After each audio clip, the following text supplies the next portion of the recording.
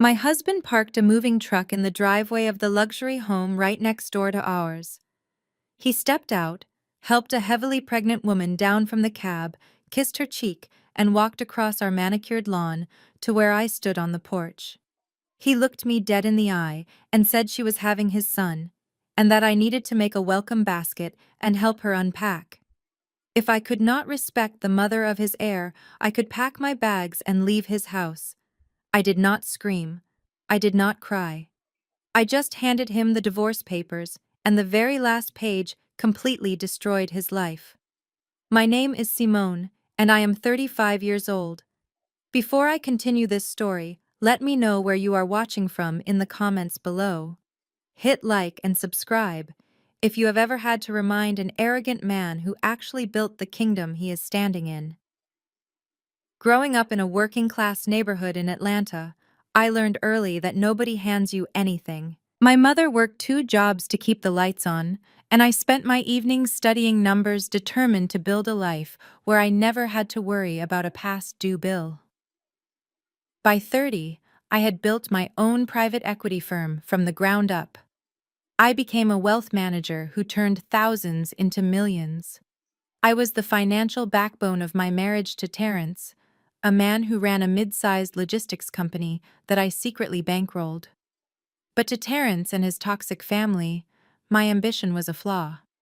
A woman's worth in their eyes was measured by what she could provide in a nursery, not a boardroom. And after 3 years of our quiet fertility struggles, Terrence decided my financial spreadsheets were not enough to make me a real wife. It was 9 o'clock on a bright Saturday morning. The Georgia heat was already settling over our exclusive gated community. I was standing on the front stone porch of our home, sipping my matcha latte, enjoying the rare quiet of the weekend. That peace shattered when the deep rumble of a massive moving truck echoed down our cul-de-sac.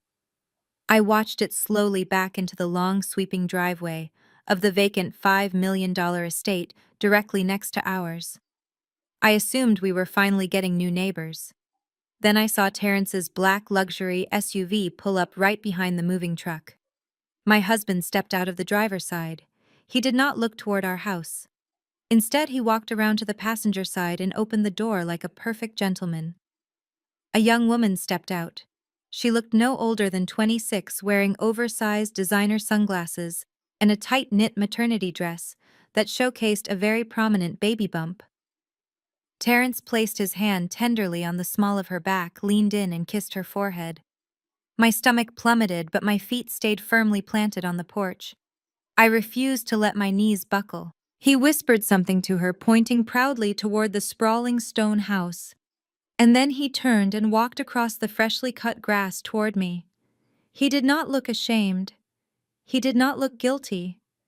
He walked with the arrogant stride of a man who believed he held absolutely all the cards. As he stepped up onto the porch, I could smell his expensive cologne mixed with the morning humidity. I looked at the young woman, then back at him. "What is this, Terrence?" I asked, my voice dangerously calm. He adjusted his gold designer watch, not even bothering to meet my eyes. "Her name is Sierra," he stated, his tone flat and authoritative. "She is having my son. I bought her this house so I can be close to my heir. You are going to go inside, make a nice welcome basket, take it over there and help her unpack." The sheer audacity of his words hung heavily in the warm air. I stared at him, waiting for the punchline of a cruel joke, but his face remained stone cold and deeply entitled. "I am sorry," I said softly. "You want me to help your pregnant mistress unpack her boxes?" Terrence finally looked at me, his eyes narrowing with deep disdain. "Do not play the victim, Simone. You chose your spreadsheets and your private equity firm over giving me a family. You cared more about acquiring corporate assets than giving me a child. A man has needs. A man needs a legacy. Sierra is providing that for me. So yes, you are going to go over there and welcome her to the neighborhood. Because if you cannot respect the mother of my child, you can pack your bags and leave my house today." He weaponized my demanding career and our deeply painful fertility struggles in one single calculated breath. He expected me to break down. He expected me to fall to my knees sobbing, begging him to reconsider, begging him not to throw away our 5-year marriage. He wanted the ego boost of two women fighting over his attention and his supposed wealth. I took a slow, deliberate sip of my matcha latte. The warm liquid grounded me, keeping my heart rate steady. I looked past his shoulder to where Sierra was directing the movers, pointing a manicured finger at a set of expensive velvet dining chairs. Then I looked back at the man I had married, the man whose failing logistics company I had quietly kept afloat for years behind the scenes. "I will not be making a basket, Terence," I said, my voice steady and completely devoid of emotion. "But I will let you get back to your new family." He scoffed, a short and ugly sound of triumph. "Suit yourself. Just remember whose house you are standing in." He turned his back on me and walked back across the manicured lawn to his mistress, wrapping his arm around her waist as they proudly walked through the grand double doors of the house next door. I did not scream. I did not throw my ceramic mug against the brick siding. I simply turned around, walked back into my beautiful high-ceilinged foyer, and locked the heavy oak front door. The silence of my empty house was deafening, but my mind was already moving at 1,000,000 miles an hour. Terence thought he had checkmated me. He thought because his name was listed first on the mortgage of our primary residence, he held all the power in our dynamic. He thought he could flaunt his blatant infidelity in my face and force me into absolute submission out of fear of losing my luxurious lifestyle and my social standing. What Terence conveniently forgot was that while he played the big-shot chief executive officer for his friends and his mother, I was the wealth manager who actually moved the chess pieces on the board. I walked straight into my home office, the very room he constantly claimed was the sole reason for our marital demise. I sat down at my custom mahogany desk, opened my laptop, and bypassed my standard personal email. I logged directly into my secured offshore account portals and my firm's private financial databases. For the next 3 hours, while Terence and Sierra laughed and unpacked designer baby clothes in the massive house next door, I systematically began restructuring every liquid asset we shared. I moved investment funds, locked down corporate credit lines, and flagged suspicious withdrawals from his various business accounts. It did not take long to find the massive bleeding hole in his company finances. I uncovered a dummy limited liability company. It was a phantom corporate entity he had recently created to quietly purchase the $5 million house next door. He had been heavily embezzling from his own logistics company to play a wealthy sugar daddy, completely oblivious to the fact that his company's operational credit lines were secured by collateral that my private equity firm entirely controlled. I picked up my phone and dialed my lead corporate attorney. The phone rang exactly twice before he answered. "Good morning, Simone," he said, "working on a beautiful Saturday." "Good morning, David," I replied, my eyes rapidly scanning the damning financial data illuminating my screen. "I need you to initiate a complete and thorough audit of Terrence's logistics company immediately. Prepare the necessary paperwork for a hostile corporate restructuring. Call in his debts, all of them." David paused on the other end of the line. "Simone, if we pull those bridge loans, his entire company will be completely insolvent by the end of the month. He will lose absolutely everything." I know, I said, turning my leather chair to look through my office window, watching as Terrence enthusiastically carried a massive wooden baby crib into the house next door. "And David, draft my divorce papers. I want them completely ironclad. Make sure you highlight the infidelity clause from the post-nuptial agreement he signed 5 years ago." "Consider it done," David said, his tone shifting to pure business. I hung up the phone and closed my laptop. Terrence wanted to order me out of his house. He wanted to demand I serve the woman who was carrying the child I could not conceive. Let him think he was the king of the castle. Let him enjoy his wonderful weekend playing house. Because by the time I was finished with my audits, I would not just be taking the castle away from him. I would be legally owning the very ground it was built on. I spent the next 3 hours sitting in my home office, watching the progress bars on my screen fill up as millions of dollars shifted securely out of joint accounts and into protected trusts.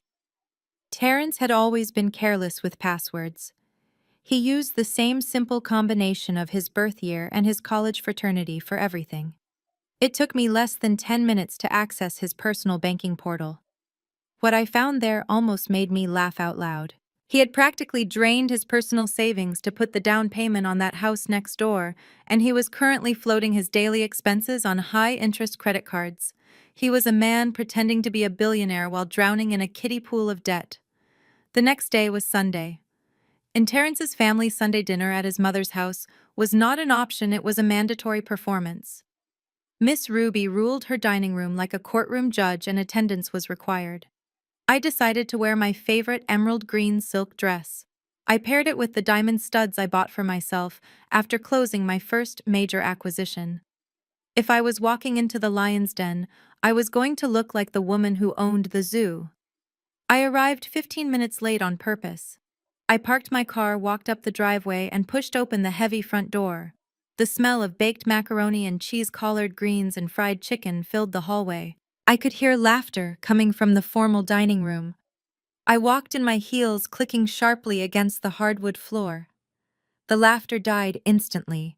I looked at the long oak table. Every seat was taken. And sitting right at the head of the table, in the exact leather chair that had been my designated spot for the last 5 years, was Sierra. She was wearing a tight pink maternity shirt that proudly displayed her baby bump. Terrence was sitting right next to her, his arm resting casually on the back of her chair. Across from them sat Terrence's younger brother Andre and his wife Claire. At the opposite end of the table sat Miss Ruby presiding over the feast, with a smug expression on her face. Miss Ruby did not even bother to greet me. She picked up a massive silver serving spoon and scooped a huge portion of macaroni and cheese onto a plate. She passed it directly to Sierra. "Eat up, baby," Miss Ruby said, her voice booming so everyone in the room could hear. "We need that strong black king in your belly growing right. We need a real legacy for this family, not like some people who just dry up before they even try." The entire table fell silent. Andre looked down at his plate, suddenly very interested in his napkin. Terrence smirked, cutting into his chicken. Sierra giggled, placing a hand over her pregnant belly and looking at me with wide, innocent eyes. It was a calculated, vicious insult designed to humiliate me in front of the entire family. They expected me to run out of the dining room in tears. They wanted to break my spirit so completely that I would just accept my new reality as the discarded first wife. Before I could even pull up a spare chair, Claire leaned forward. Claire was a white woman who read one self-help book a month and believed she was a certified therapist. She reached across the table and tried to touch my arm with a look of aggressive fake sympathy. "Simone, I know this seems hard right now," Claire said, using her softest, most patronizing voice. "But I really think this is a beautiful opportunity for us to build a modern, blended family. I just bought this amazing book on sister wives energy. It is all about decentering your ego to make room for Terrence's truth. You should really read it. We just need to focus on the baby and let go of our selfish desires." I looked at Claire's outstretched hand until she awkwardly pulled it back. I did not raise my voice. I did not show an ounce of anger. I simply walked over to the sideboard, picked up a spare dining chair, and wedged it right between Terrence and Sierra. I sat down smoothly, smoothed my silk dress over my knees, and reached for the pitcher of iced tea. I poured myself a tall glass, took a refreshing sip, and then opened my designer purse. I pulled out a crisp white envelope and dropped it directly onto Sierra's dinner plate, right next to her macaroni and cheese. "Welcome to the neighborhood, Sierra," I said with a warm, bright smile. "Since you are my new neighbor, I thought I should personally deliver your homeowner association's special assessment fee. The neighborhood committee just installed a brand new biometric security gate. The fee is $4,500. It was due last Friday. Late fees accrue at a rate of $50 a day." Sierra stared at the envelope like it was a live grenade. She looked frantically at Terrence. Terrence slammed his fork down on the table, his face flushing with anger. He snatched the envelope off her plate and shoved it into his pocket. "Do not talk to her about money, Simone," he snapped. "I will pay the damn bill. I own that house. You are just trying to intimidate her because you are jealous." I took another slow sip of my iced tea, looking over the rim of the glass at my husband. I let the silence stretch for a few agonizing seconds. I did not correct him. I did not tell him that his phantom logistics company actually purchased the house, and that my private equity firm had just initiated a hostile takeover of his entire corporate portfolio. Let him play the big shot provider in front of his mother and his mistress. Let him puff out his chest and claim ownership of a property that was currently being absorbed into my offshore trust. I just smiled, picked up my fork, and served myself some collard greens. I am not jealous, Terence, I replied smoothly. I just believe in handling my business. Over the next 3 weeks, Sierra got incredibly comfortable. Too comfortable. She took Terrence's command that I needed to respect her entirely to heart. Because she lived right next door, she started treating my house like it was her personal country club. One Tuesday afternoon, I was sitting in my living room reviewing acquisition contracts when my front door opened. Terrence had given her a spare key. Sierra waddled in carrying a clipboard and trailing an expensive interior designer behind her. She did not even bother to knock. She walked straight into my kitchen and started opening my custom mahogany cabinets. "Excuse me," I said, closing my laptop. "Can I help you find something in my house?" Sierra waved her manicured hand dismissively. "Terrence said your money is our money now since we are a family. I am having the nursery next door completely remodeled. We are importing Italian marble for the baby's bathroom, and I need to hire your personal chef to meal prep for me. The doctor says I need a strictly organic diet for the heir. Send him over to my kitchen tomorrow morning." She stood there completely entitled, expecting me to throw a fit. Instead, I gave her a polite nod. "Of course, Sierra. Only the best for the baby. Have your designer send the invoices directly to my assistant. I will make sure they are taken care of." Sierra looked slightly disappointed that I had not fought back, but the greed quickly won over. She smiled triumphantly and marched out of my house, leaving a trail of expensive perfume in her wake. I did exactly what I promised. I paid for the imported Italian cribs. I paid for the nursery decorator. I paid for the organic meal deliveries. But I did not use my personal money. I charged every single ridiculous expense to a very specific corporate credit card tied directly to Terrence's failing logistics business. I was letting him dig his own financial grave one designer baby blanket at a time. The absolute peak of his arrogance came 2 days later. Terrence stormed into my home office, interrupting a conference call with my board of directors. He threw a massive stack of legal documents onto my desk. It was a $2 million corporate loan application. He needed a massive injection of cash to expand his logistics company, or more accurately, to cover the massive hole he had blown in his accounts by buying a luxury house for his mistress. But because his credit was completely leveraged, the bank required a guarantor with liquid assets. He needed my signature. "Sign it, Simone," he demanded, pointing a finger in my face. "If you do not guarantee this loan, I am filing for divorce tomorrow morning. I will take you to court. I will take half your wealth, half your private equity firm, and I will leave you with absolutely nothing while I build an empire with Sierra. You owe me this for failing to give me a child." He thought he was trapping me. He thought he was using my fear of a messy public divorce to extort $2 million from my accounts. I looked at the papers. I looked at the arrogant, foolish man standing in front of my desk. I put on an award-winning performance of a desperate, terrified woman holding on to her crumbling marriage. I picked up my favorite gold pen. I let my hand tremble just a little bit as I signed my name on the dotted line, effectively guaranteeing his loan and locking my firm in as the primary collateral holder. Terrence snatched the signed papers off my desk, laughing out loud at how easily I had folded.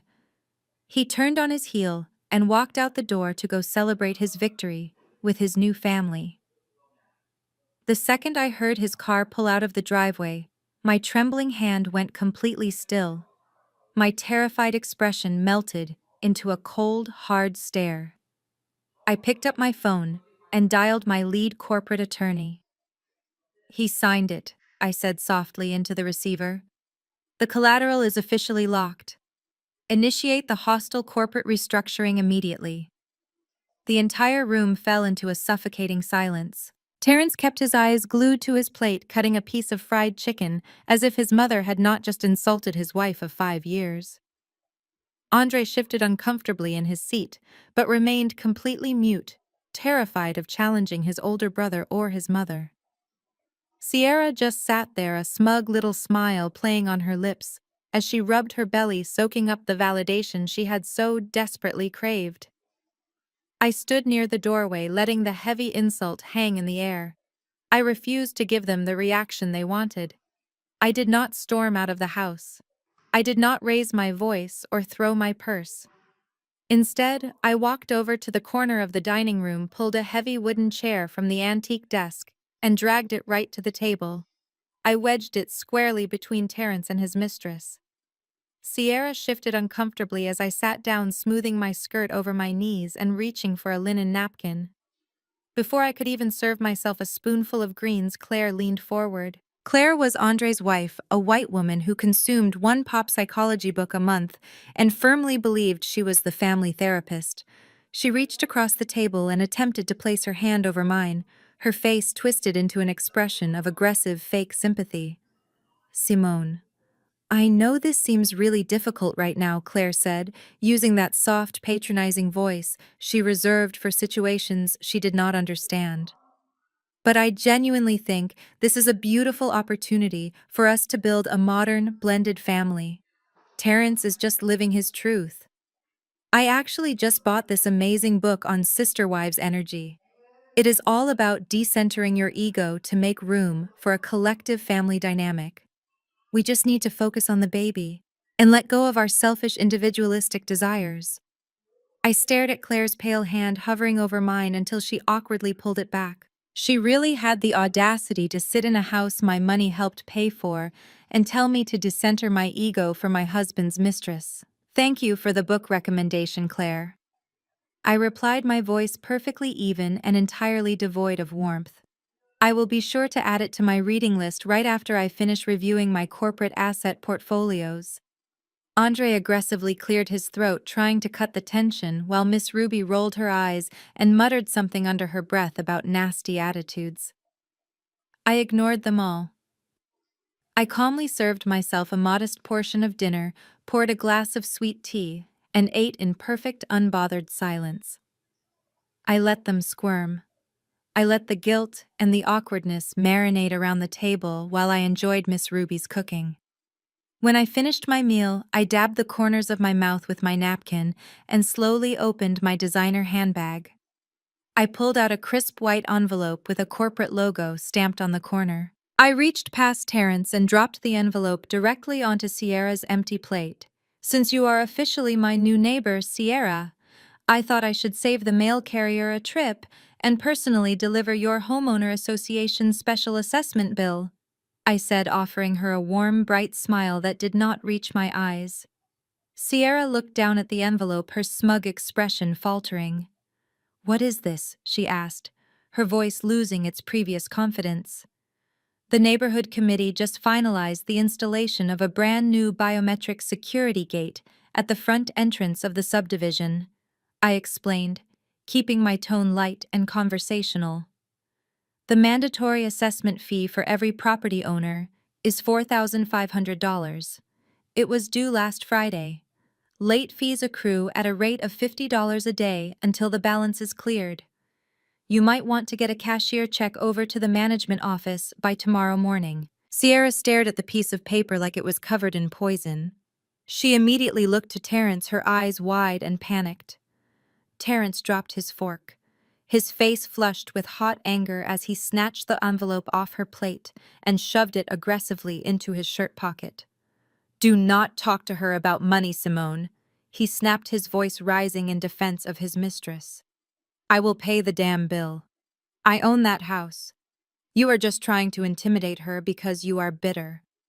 I took another slow, refreshing sip of my sweet tea, looking directly over the rim of my glass at the man I had married. I let the silence stretch for a few agonizing seconds, locking eyes with him until he had to look away. I did not correct his delusion. I did not tell him that I had already spent my Saturday morning digging through his accounts. I did not announce to the table that his phantom logistics company had actually purchased the property, or that my private equity firm was currently in the process of a hostile takeover of his entire corporate portfolio due to his massive defaulted debts. Let him play the big shot provider in front of his mother. Let him puff out his chest and claim ownership of a multi-million-dollar property that was currently being quietly absorbed into my offshore trust. I am not bitter, Terence, I replied smoothly, setting my glass down on the table. I just believe in handling my business. I stood up, pushed my chair back in, and picked up my handbag. I thanked Miss Ruby for the dinner she had tried to poison with her words, wished Andre and Claire a wonderful evening, and walked out the front door without looking back. Over the next 3 weeks, Sierra got incredibly comfortable in her new role. Because she lived right next door, she took Terrence's command that I needed to respect her entirely to heart. She started treating my property like it was an extension of her own personal country club. One Tuesday afternoon, I was sitting in my living room reviewing acquisition contracts when my front door swung open. Terrence had given her a spare key without asking me. Sierra waddled in, carrying a clipboard and trailing an expensive interior designer behind her. She did not even bother to knock. She walked straight into my custom kitchen and started opening my mahogany cabinets, inspecting the contents like she owned the place. "Excuse me," I said, closing my laptop and standing up from the sofa. "Can I help you find something in my house?" Sierra waved her manicured hand dismissively, barely glancing in my direction. "Terrence said your money is our money now since we are a family. I am having the nursery next door completely remodeled. We are importing Italian marble for the baby's bathroom, and I need to hire your personal chef to meal prep for me. The doctor says I need a strictly organic diet for the heir. Send him over to my kitchen tomorrow morning to take my orders." She stood there completely entitled, her chin raised high, expecting me to throw a fit or start screaming. She wanted a fight. She wanted to run back to Terrence and tell him how mean I was being to the mother of his child. Instead, I gave her a polite nod. "Of course, Sierra," I said, my voice dripping with fake compliance. "Only the best for the baby. Have your designer send all the invoices directly to my assistant. I will make sure they are taken care of immediately." Sierra looked slightly disappointed that I had not fought back, but the greed quickly won over. She smiled triumphantly, whispered something to her designer, and marched out of my house, leaving a trail of expensive, heavy perfume in her wake. I did exactly what I promised. I paid for the imported Italian cribs. I paid for the nursery decorator. I paid for the organic meal deliveries. But I did not use a single dime of my own personal money. I charged every single ridiculous, exorbitant expense to a very specific corporate credit card tied directly to Terrence's failing logistics business. I was letting him dig his own financial grave, one designer baby blanket at a time, completely unaware that I was the one holding the shovel. I looked down at Claire's pale hand resting on my forearm. I did not pull away immediately. I just stared at her perfectly manicured fingers until the awkwardness seeped into her bones and she slowly retracted her hand, clearing her throat to break the heavy silence. "Sister wives," I repeated, letting the words roll around in my mouth like a bad piece of fruit. "That is a fascinating concept, Claire. Tell me, does that book also have a chapter on how to divide the property taxes, or is that strictly an ego thing?" Andre choked on his sweet tea, covering his mouth with a napkin. Terrence shot me a warning glare from across the table, his jaw clenched tight. "Watch your mouth, Simone," he warned. "Claire is just trying to be supportive of the situation." Supportive. Right. I picked up my fork and took a slow, deliberate bite of the macaroni and cheese. It was perfectly seasoned, just like the trap I was currently laying. I chewed, swallowed, and dabbed the corners of my mouth with my linen napkin. The entire table was watching me, holding their breath, waiting for the explosion. They wanted the angry, unhinged wife stereotype. They wanted me to flip the table, scream at the mistress, and storm out so they could all shake their heads and justify Terrence's infidelity. Instead, I calmly reached down beside my chair and picked up my leather designer tote. I unclasped the gold hardware and pulled out a crisp, heavy white envelope. It had the official seal of our luxury neighborhood homeowner association stamped in the top left corner. I leaned forward and slid the envelope smoothly across the polished oak table. It stopped right next to Sierra's plate, bumping gently against her silver fork. Sierra stopped chewing. She looked down at the envelope, then up at me. Her fake innocence was suddenly replaced by genuine confusion. "What is this?" she asked, her voice losing its previous smugness. "Consider it a welcome to the neighborhood gift," I said, my voice dripping with honeyed southern politeness. "Since you are officially living in the estate next door, I wanted to make sure you were fully up to date on the community requirements. The homeowner association just voted to install a brand new biometric security gate for the subdivision. The special assessment fee is $4,500 per household." Sierra's eyes widened in panic. She instinctively pulled her hands back as if the envelope were on fire.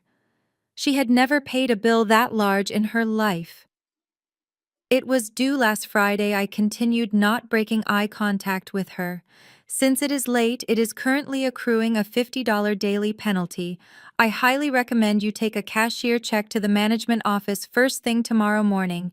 They are absolutely ruthless about putting liens on properties." Terrence slammed his hands flat on the table, making the silverware rattle against the plates.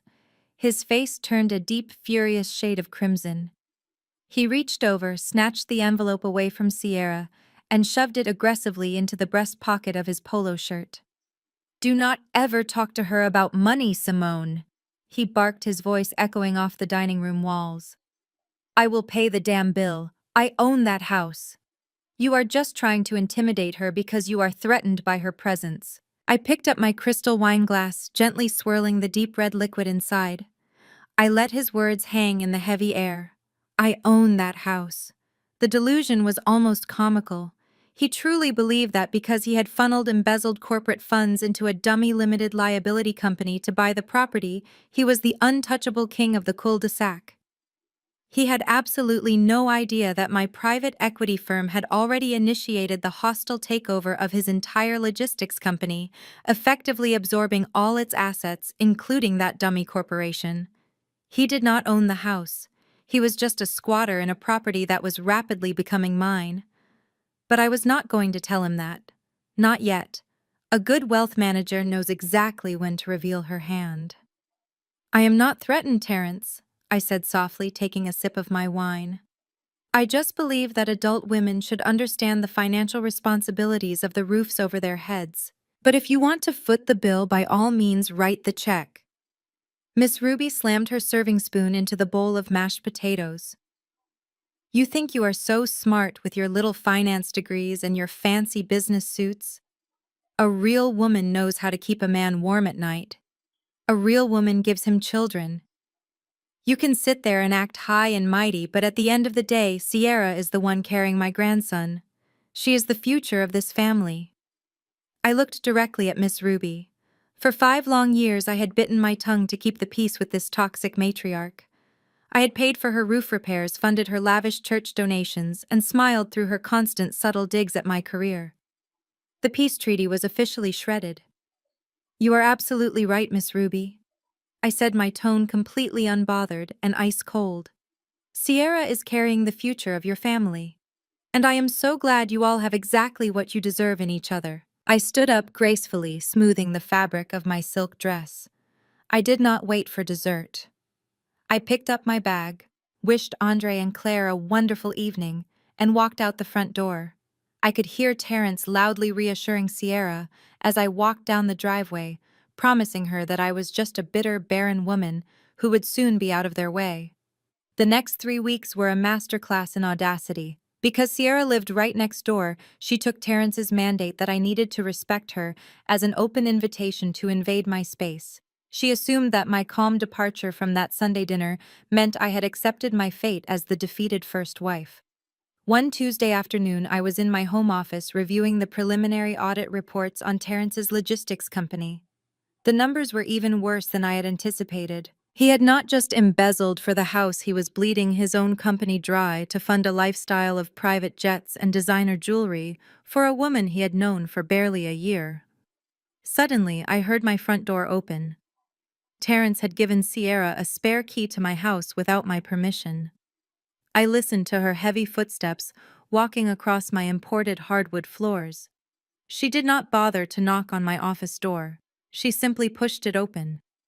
She was carrying a thick binder full of fabric swatches and paint samples, followed closely by a woman wearing thick framed glasses who looked wildly uncomfortable. Simone Sierra announced, walking into my office, like she was the chief executive officer of my life. Terrence said, "Your money is our money now since we are a family. I am having the nursery next door completely remodeled. We are importing Italian marble for the baby's bathroom." I closed my laptop, slowly masking the financial ruin of her baby daddy that was currently displayed on my glowing screen. "Is that right?" "Yes," she said, tossing her hair over her shoulder. "And the doctor says I need a strictly organic diet for the health of the air. So I need you to send your personal chef over to my kitchen tomorrow morning. He needs to prep all my meals for the week. Terrence said you would cover the grocery costs." I looked at the interior designer who was staring at her shoes, desperately wishing she were anywhere else. Then I looked at Sierra. She was standing in a house I paid for, demanding the services of a chef I employed to feed the child my husband conceived through ultimate betrayal. Most women would have called the police for trespassing. I simply opened my desk drawer and pulled out a specific corporate credit card. It was the card tied directly to Terrence's rapidly collapsing business account. "Of course, Sierra," I said, sliding the heavy metal card across my mahogany desk. "Only the best for the baby. Have your designer charge everything to this account. The cribs, the marble, the organic groceries. Do not spare a single expense." I let Terrence fold that homeowner association bill and tuck it into his pocket like a badge of honor. He puffed out his chest, looking around the table to make sure his mother and his brother saw how easily he handled his bitter wife. Miss Ruby nodded in approval, her mouth full of cornbread. I simply finished my glass of wine, stood up, smoothed my dress, and told them all to have a blessed Sunday. I walked out of that dining room with the absolute certainty that I was about to ruin his life. Over the next 3 weeks, Sierra took Terrence at his word. She truly believed he was a multi-millionaire logistics mogul who untouchably owned the $5 million estate next door. And because she lived exactly 60 feet away from my front porch, she decided that my boundaries no longer existed. She took his mandate that I needed to respect her as an open invitation to invade my space and treat me like her personal concierge. I was sitting in my living room on a Tuesday afternoon, reviewing the final stages of the hostile takeover of Terrence's company when I heard the front door unlock. Terrence had given her a spare key without asking me. I listened to the sound of her expensive sandals slapping against my imported hardwood floors. She did not bother to knock. She did not call out my name. She walked straight into my custom kitchen and started opening my custom mahogany cabinets, inspecting the contents like she was conducting a health inspection. I closed my laptop and stood up from the sofa. "Excuse me," I said, keeping my voice perfectly level. "Can I help you find something in my house?" Sierra turned around, resting one hand on her pregnant belly and waving a manicured finger at me with the other. "Terrence told me that your money is our money now since we are a family. The doctor says I need to be on a strict organic diet for the health of the air. I need you to send your personal chef over to my house tomorrow morning. He needs to prep all my meals for the week. You can just add it to your grocery tab." She did not stop there. She walked over to my kitchen island and dropped a thick leather binder right onto the marble countertop. It was full of fabric swatches, paint samples, and printed mood boards. And while we are at it, she continued, leaning heavily against the counter. "I am having the nursery completely remodeled. We are importing Italian marble for the baby bathroom, and I am ordering 2 custom cribs from Milan. Terrence said you would cover the invoices since he is tying up his liquid assets in his business expansion. He says you owe us this much for being so difficult about the pregnancy." I looked at the thick binder of nursery demands. Then I looked at the 26-year-old girl standing in my kitchen, completely entitled. Her chin raised high, expecting me to throw a massive fit. She wanted a fight. She wanted me to start screaming and throwing plates so she could run back to Terence crying about how unhinged and dangerous the barren first wife was being to her and the unborn baby. She wanted to prove to him that I was exactly the bitter woman Miss Ruby claimed I was. But a seasoned wealth manager never reacts emotionally when a bad investment is begging to be liquidated. You do not interrupt your enemy when they are making a catastrophic financial mistake. I gave her a soft, accommodating smile. It was the same smile I used when negotiating with corporate executives who were about to lose their pensions. Of course, Sierra, I said, walking over to the kitchen island and gently tapping the leather binder. Only the best for the baby. You just have your interior designer send all the invoices directly to my assistant. I will make sure they are paid immediately, and I will have Chef Thomas bring over a menu for your organic meal prep this evening. Sierra blinked, her mouth opening slightly in surprise. She had geared up for a massive screaming match, and I had just handed her a blank check. She clearly did not know what to do with my total compliance. She smiled triumphantly, whispered a quick thank you that sounded more like a gloat, and waddled back out of my house, leaving a heavy trail of cheap floral perfume in her wake. As soon as the front door clicked shut, I went back to my home office and opened the bottom drawer of my desk. I bypassed my personal black cards and pulled out a sleek, heavy metal corporate credit card. It was a card tied directly to Terrence's failing logistics business account. The exact same business account that was currently bleeding cash, defaulting on its high-interest bridge loans and spiraling toward total insolvency. I picked up my phone and called my executive assistant. I instructed her to put that specific corporate card on file for all of Sierra's nursery and dietary expenses. I told her to approve every single charge that came through, without question. Over the next few weeks, I let Sierra go absolutely wild. She spent money like it was water flowing from an endless spring. I paid for the imported Italian marble tiles. I paid for the custom Milanese cribs that cost more than a luxury car. I paid for the daily organic private chef deliveries, the silk maternity robes, and a massive crystal chandelier she just had to have for the baby playroom. My assistant would forward me the digital receipts, and I would watch with deep satisfaction as thousands of dollars were drained directly from Terrence's operating budget. I charged every single exorbitant expense right back to his corporate account. I was letting him dig his own financial grave, one designer baby blanket at a time. He was so busy playing the powerful patriarch, so consumed by the ego trip of having a beautiful young woman carrying his child in a mansion next door, that he completely stopped checking his accounting department. He had absolutely no idea that I was the one holding the shovel, and that every time Sierra swiped that card, she was driving another nail into his coffin. His financial hemorrhage accelerated much faster than even my most aggressive projections had calculated. By the end of the month, Terrence was starting to look physically exhausted. The dark circles under his eyes were impossible to hide. The designer bills from Sierra were piling up. His phantom limited liability company was draining his personal cash reserves to pay the mortgage on her house, and his logistics trucks were breaking down in the yard without the funds for basic maintenance. The illusion of his wealth was rapidly fracturing. He was a desperate man, backed into a corner of his own making, watching his empire crumble while trying to keep up appearances for his mistress and his mother. And desperate men always make fatal mistakes. They always overplay their hand to save their bruised egos. Terrence was about to make the biggest mistake of his entire life, and he was going to deliver it right to my desk. The financial bleeding I had orchestrated was accelerating faster than even my most aggressive projections. By the end of the month, Terrence was visibly deteriorating. The dark circles under his eyes were impossible to hide with his usual arrogant smirk. The designer bills from Sierra were piling up on his desk. His phantom limited liability company was draining his personal cash reserves just to pay the mortgage on her house, and his logistics trucks were breaking down in the yard without the necessary funds for basic maintenance. The illusion of his immense wealth was rapidly fracturing. He was a desperate man backed into a corner of his own making, watching his empire crumble while desperately trying to keep up appearances for his pregnant mistress and his demanding mother. And desperate men always make fatal mistakes. His biggest mistake arrived on a rainy Thursday evening. I was sitting in my home office reviewing a quarterly earnings report for one of my client portfolios.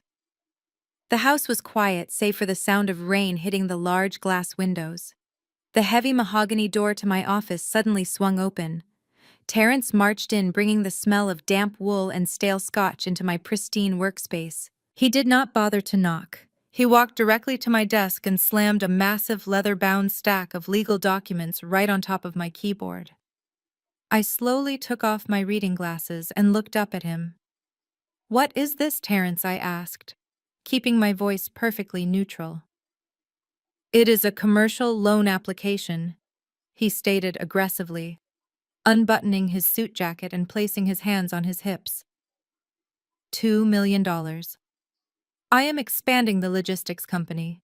We are acquiring a new fleet of trucks and opening a distribution hub in Charlotte. The bank has already approved the capital injection, but because the business is scaling so rapidly, my current assets are tied up in operational costs. They need a secondary guarantor to underwrite the loan. I need your signature. I looked down at the thick stack of papers. He was lying through his teeth. There was no new fleet of trucks. There was no distribution hub in Charlotte. He needed a massive immediate injection of cash to cover the massive hole he had blown in his accounts by buying a luxury house for his mistress and funding her ridiculous, extravagant lifestyle. But because his credit was completely leveraged and his company was quietly suffocating from the embezzlement, the bank required a guarantor with heavy liquid assets. He needed my private equity firm to back his debt. I opened the folder and slowly flipped through the first few pages, letting the silence stretch. "Why would you need my signature, Terrence?" I asked, feigning confusion. "You told your mother at Sunday dinner that your business was posting record profits. You told Sierra that my money was practically irrelevant compared to your wealth. If the company is doing so well, surely the bank can use your existing commercial real estate as collateral." Terrence slammed his hand down on the edge of my desk, his face twisting into an ugly mask of rage. "Do not play games with me, Simone," he snarled, leaning over the mahogany surface to intimidate me. "You know exactly how corporate finance works. My cash is tied up in investments for our family, for my heir. You are my wife. It is your legal and moral obligation to support this family. I have carried you for 5 years while you played boss at your little boutique firm. Now it is time for you to step up and do your part." I leaned back in my leather chair, folding my hands in my lap. "And if I choose not to sign a $2 million liability?"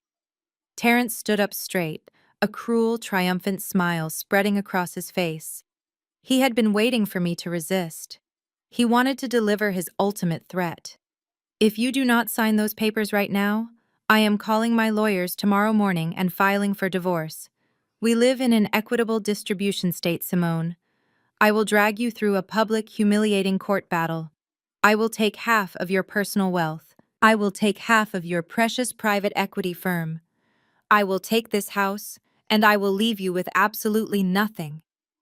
You will be a broke, barren, divorced woman, and I will build an empire right next door with the woman who actually knows how to be a real wife to me. You owe me the signature for failing to give me a child." He delivered the blow with the precision of a man who had studied my deepest insecurities for 5 years. He thought he was trapping me. He thought he was using my fear of a messy public scandal and the painful reality of our fertility struggles to extort $2 million from my carefully protected accounts. He expected me to shatter into a million pieces. I looked at the legal documents. Then I looked at the arrogant, foolish man standing in front of my desk. What Terrence lacked in business acumen, he made up for in pure, unfiltered audacity. By demanding I guarantee this loan, he was legally tying his sinking ship to my battleship. But what he did not realize was that the specific lending institution he was using was a subsidiary of a massive banking conglomerate that my private equity firm heavily influenced. If I signed as the guarantor and he defaulted, the debt would not just ruin him. It would give my firm the legal right to seize all his corporate collateral. He was literally handing me the keys to his entire life. I knew exactly what role I needed to play. I let my shoulders drop, physically shrinking into my chair. I forced my breathing to become shallow and rapid. I looked up at him with wide, fearful eyes playing the part of the desperate broken woman, clinging to the remnants of her shattered marriage. "Please, Terence," I whispered, letting my voice crack perfectly. "Do not do this. Do not take my firm. It is all I have left." Terence laughed. It was a cold, vicious sound that echoed off the walls of my office. "Then sign the damn papers, Simone. Sign the papers and maybe I will let you stay in the guest room once the baby is born." I slowly reached across my desk and picked up my favorite heavy gold pen. I let my hand tremble just enough for him to notice. I turned to the final page of the guarantor agreement, took a deep, shaky breath, and signed my name on the dotted line. I initialed every single rider and annex, effectively locking my firm in as the primary collateral holder for his entire corporate structure. Terence snatched the signed papers off my desk so fast he almost tore the thick paper. He looked at my signature, a massive grin spreading across his face. He had won. He had successfully bullied his wife into funding his mistress. "You finally did something useful," he sneered, tapping the folder against the palm of his hand. "I am going next door to celebrate with my real family. Do not wait up." He turned on his heel and walked out the door, his arrogant stride fully restored. I listened to his heavy footsteps echo down the hallway. I heard the front door open and slam shut. I heard the engine of his luxury SUV start in the driveway as he drove the 60 feet to Sierra's house. The second the sound of his engine faded into the rain, my trembling hand went completely still.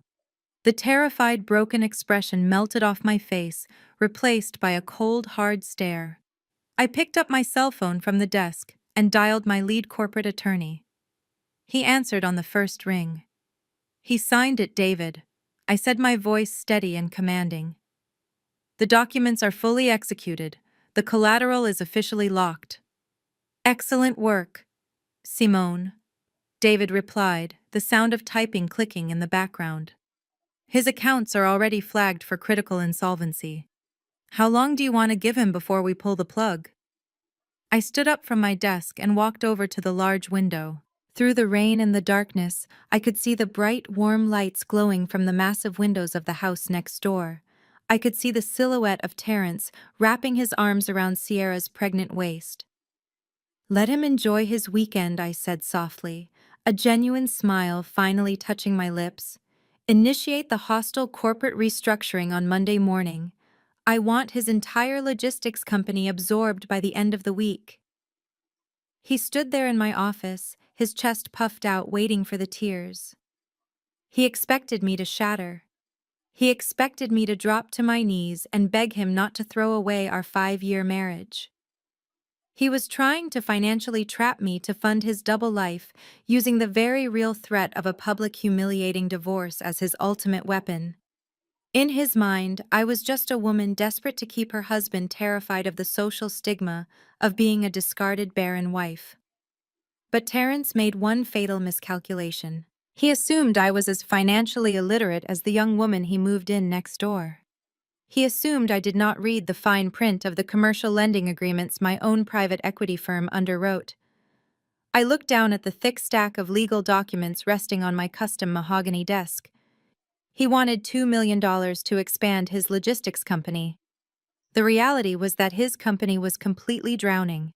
He had drained his operating accounts to buy designer bags, imported cribs, and a $5 million house for his mistress.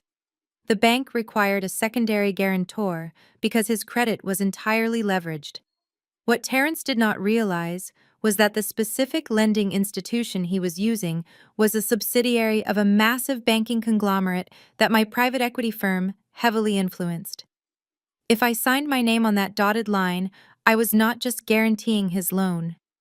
I was legally locking my firm in as the primary collateral holder for his entire corporate structure. If he defaulted on his payments, which I knew he absolutely would, within a matter of weeks, the debt would give my firm the immediate legal right to seize all his corporate assets. He was literally handing me the keys to his entire life, completely convinced he was bullying me into submission. I knew exactly what role I needed to play. A good wealth manager, never interrupts a bad investment when it is begging to be liquidated. I let my shoulders drop, physically shrinking into my leather chair. I forced my breathing to become shallow and rapid. I looked up at him with wide, fearful eyes, playing the part of the desperate, broken woman clinging to the remnants of her shattered marriage. "Please, Terrence," I whispered, letting my voice crack perfectly. "Do not do this. Do not take my firm. It is all I have left. I have worked my entire life to build it." Terrence laughed. It was a cold, vicious sound that echoed off the walls of my pristine office.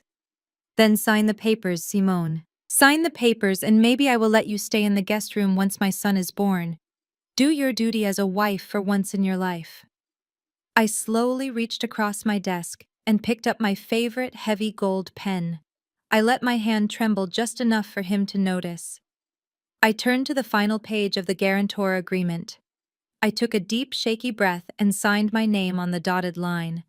I meticulously initialed every single rider and annex, making absolutely sure the contract was ironclad.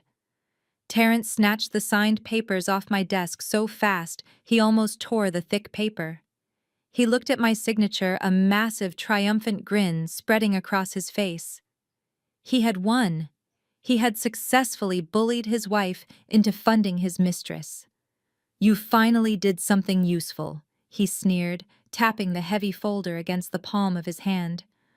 "I am going next door to celebrate with my real family. Do not wait up for me." He turned on his heel and walked out the door, his arrogant stride fully restored. I listened to his heavy footsteps echo down the hallway. I heard the front door open and slam shut. I heard the engine of his luxury SUV start in the driveway as he drove the 60 feet to Sierra's house. The second the sound of his engine faded away, my trembling hand went completely still. The terrified, broken expression melted off my face, replaced by a cold, hard stare. I picked up my cell phone from the desk and dialed my lead corporate attorney. He answered on the first ring. He signed it. "David," I said, my voice steady and commanding. "The documents are fully executed. The collateral is officially locked." "Excellent work, Simone," David replied, the sound of typing clicking in the background. "His accounts are already flagged for critical insolvency. How long do you want to give him before we pull the plug?" I stood up from my desk and walked over to the large window. I could see the bright, warm lights glowing from the massive windows of the house next door. I could see the silhouette of Terrence wrapping his arms around Sierra. "Let him enjoy his weekend," I said softly, a genuine smile finally touching my lips. "Initiate the hostile corporate restructuring on Monday morning. I want his entire logistics company absorbed by the end of the month." 4 weeks passed. During that time, Terrence lived in a state of absolute delusion. He strutted around the neighborhood like a king, completely oblivious to the fact that my legal team was systematically dismantling his empire behind closed doors. Every time Sierra swiped that corporate credit card for her organic groceries or her imported Italian marble, she was driving another nail into his financial coffin. The default notices started rolling in, but Terrence was too busy planning his next grand gesture to check his corporate mail. That grand gesture arrived on a bright Saturday morning. I was woken up at 8 o'clock by the sound of heavy metal poles clanking together and unfamiliar voices shouting instructions. I threw on my silk robe, walked over to my bedroom window, and pulled back the heavy curtains. I stared in absolute disbelief. A massive white catering tent was being erected right in the middle of my meticulously landscaped backyard. A team of florists was busy wrapping my stone columns in expensive blue and gold floral arrangements. A disc jockey was setting up massive speakers on my patio. They were throwing a baby shower. But instead of hosting it at the $5 million estate Terrence had bought for his mistress next door, they had decided to move the entire party onto my property. I walked downstairs and stepped out onto the back patio. The Georgia humidity was already heavy in the air. Miss Ruby was standing near my swimming pool, wearing a wide-brimmed church hat and barking orders at a group of caterers carrying silver chafing dishes. "Excuse me," I said, my voice slicing through the noise of the workers. "What exactly is going on in my backyard?" Miss Ruby turned to look at me, placing her hands on her hips. She did not look embarrassed. She looked entirely entitled. "We are setting up for the baby shower, Simone. Sierra has a lot of guests coming, and her backyard does not have the proper landscaping for photographs. Your lawn is much bigger." Terrence said it was fine since this is all family property anyway. I looked around at the sheer scale of the event. There were at least 10 tables covered in expensive blue silk linens. There was a massive throne chair situated right under my oak tree, clearly reserved for Sierra. The audacity was suffocating. They had literally invaded my sanctuary to celebrate the ultimate betrayal, completely confident that I would just sit inside and cry. Before I could respond, Claire came rushing out of my back door carrying a clipboard. She was wearing a brightly colored sundress and a huge fake smile. "Simone, I am so glad you are awake," Claire chirped, completely ignoring the fact that she had just walked through my house without permission. "We are going to need you to clear out the main refrigerator in your kitchen. The caterers need space to store the 3-tier custom cake. And remember what we talked about regarding Sister Wives energy. This is a day for healing and celebrating Terrence's truth. We really need you to be a team player today." I looked at Claire. Then I looked at Miss Ruby. I could have called the police and had them all escorted off my property for trespassing. I could have flipped the catering tables and ruined their perfect Saturday morning. But a much better idea was forming in my mind. My private equity firm had officially completed the hostile takeover of Terrence's logistics company 2 days ago.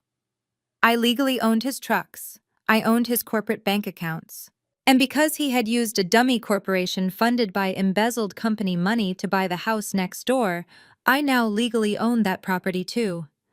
I had the eviction notice sitting in a manila envelope on my desk. I gave Claire a slow, calm smile. "You know what, Claire, you are absolutely right," I said smoothly. "This is a day for celebrating truths.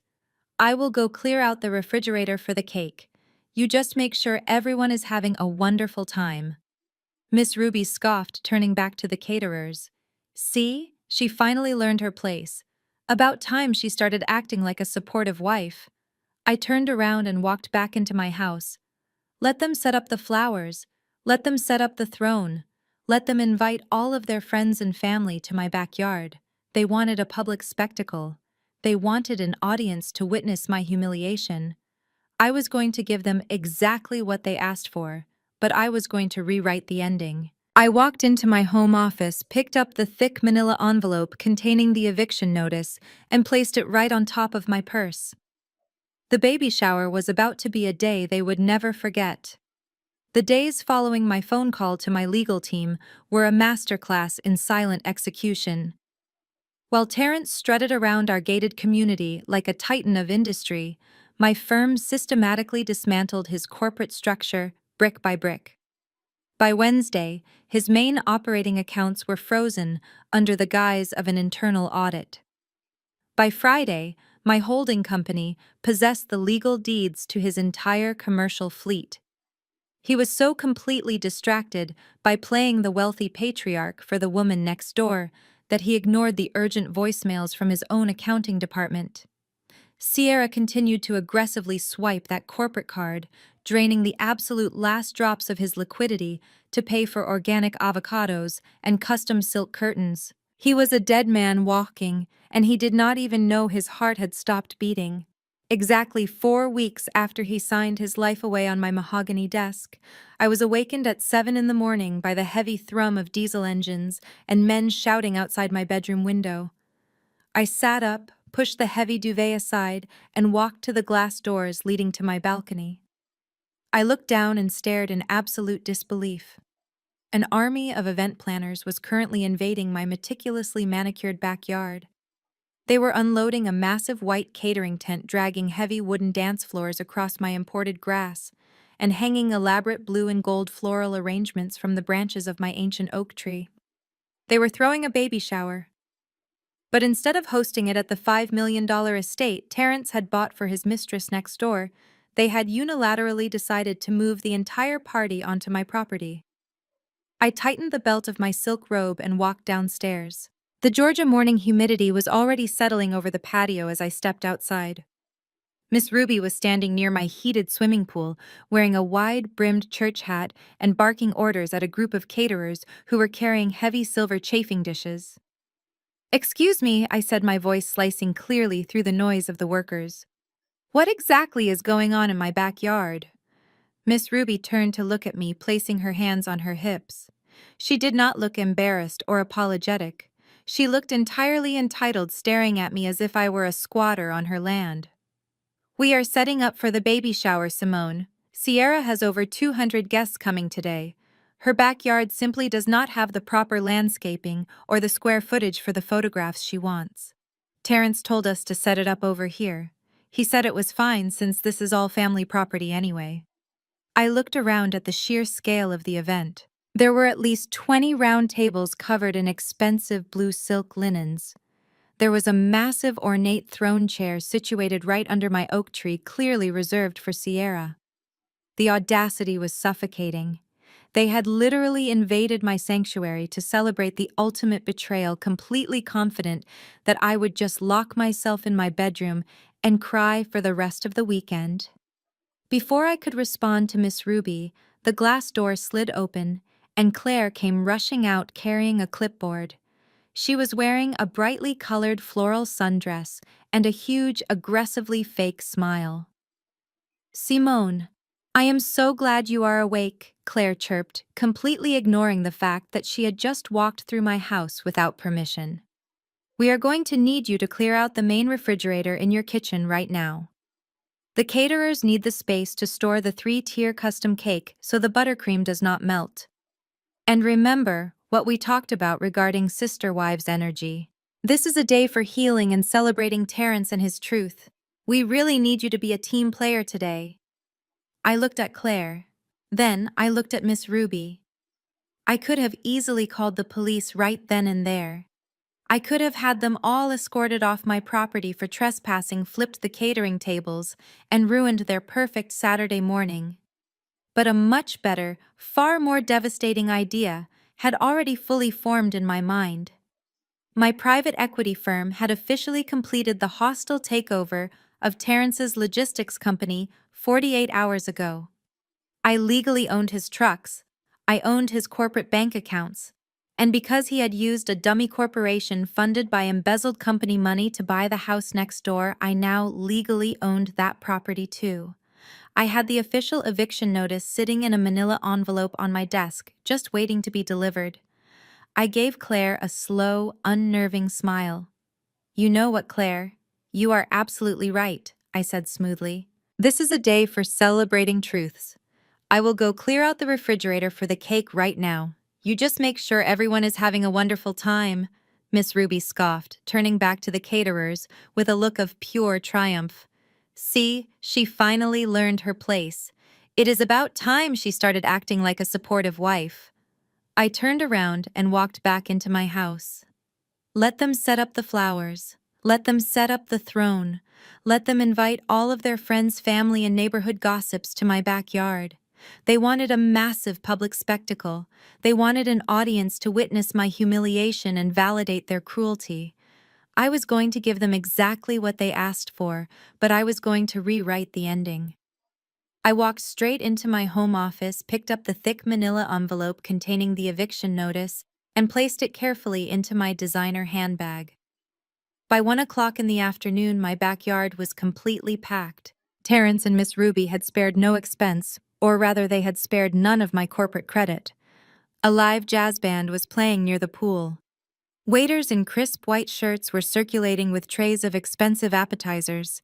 The guests included Terrence's old fraternity brothers, Miss Ruby's entire church congregation, and a flock of Sierra's friends who kept looking at my house with envious eyes. I walked out onto the patio wearing a stunning tailored white jumpsuit. I poured myself a glass of sparkling water at the bar and watched the circus unfold. Terrence arrived a few minutes later, holding Sierra's hand as they made their grand entrance.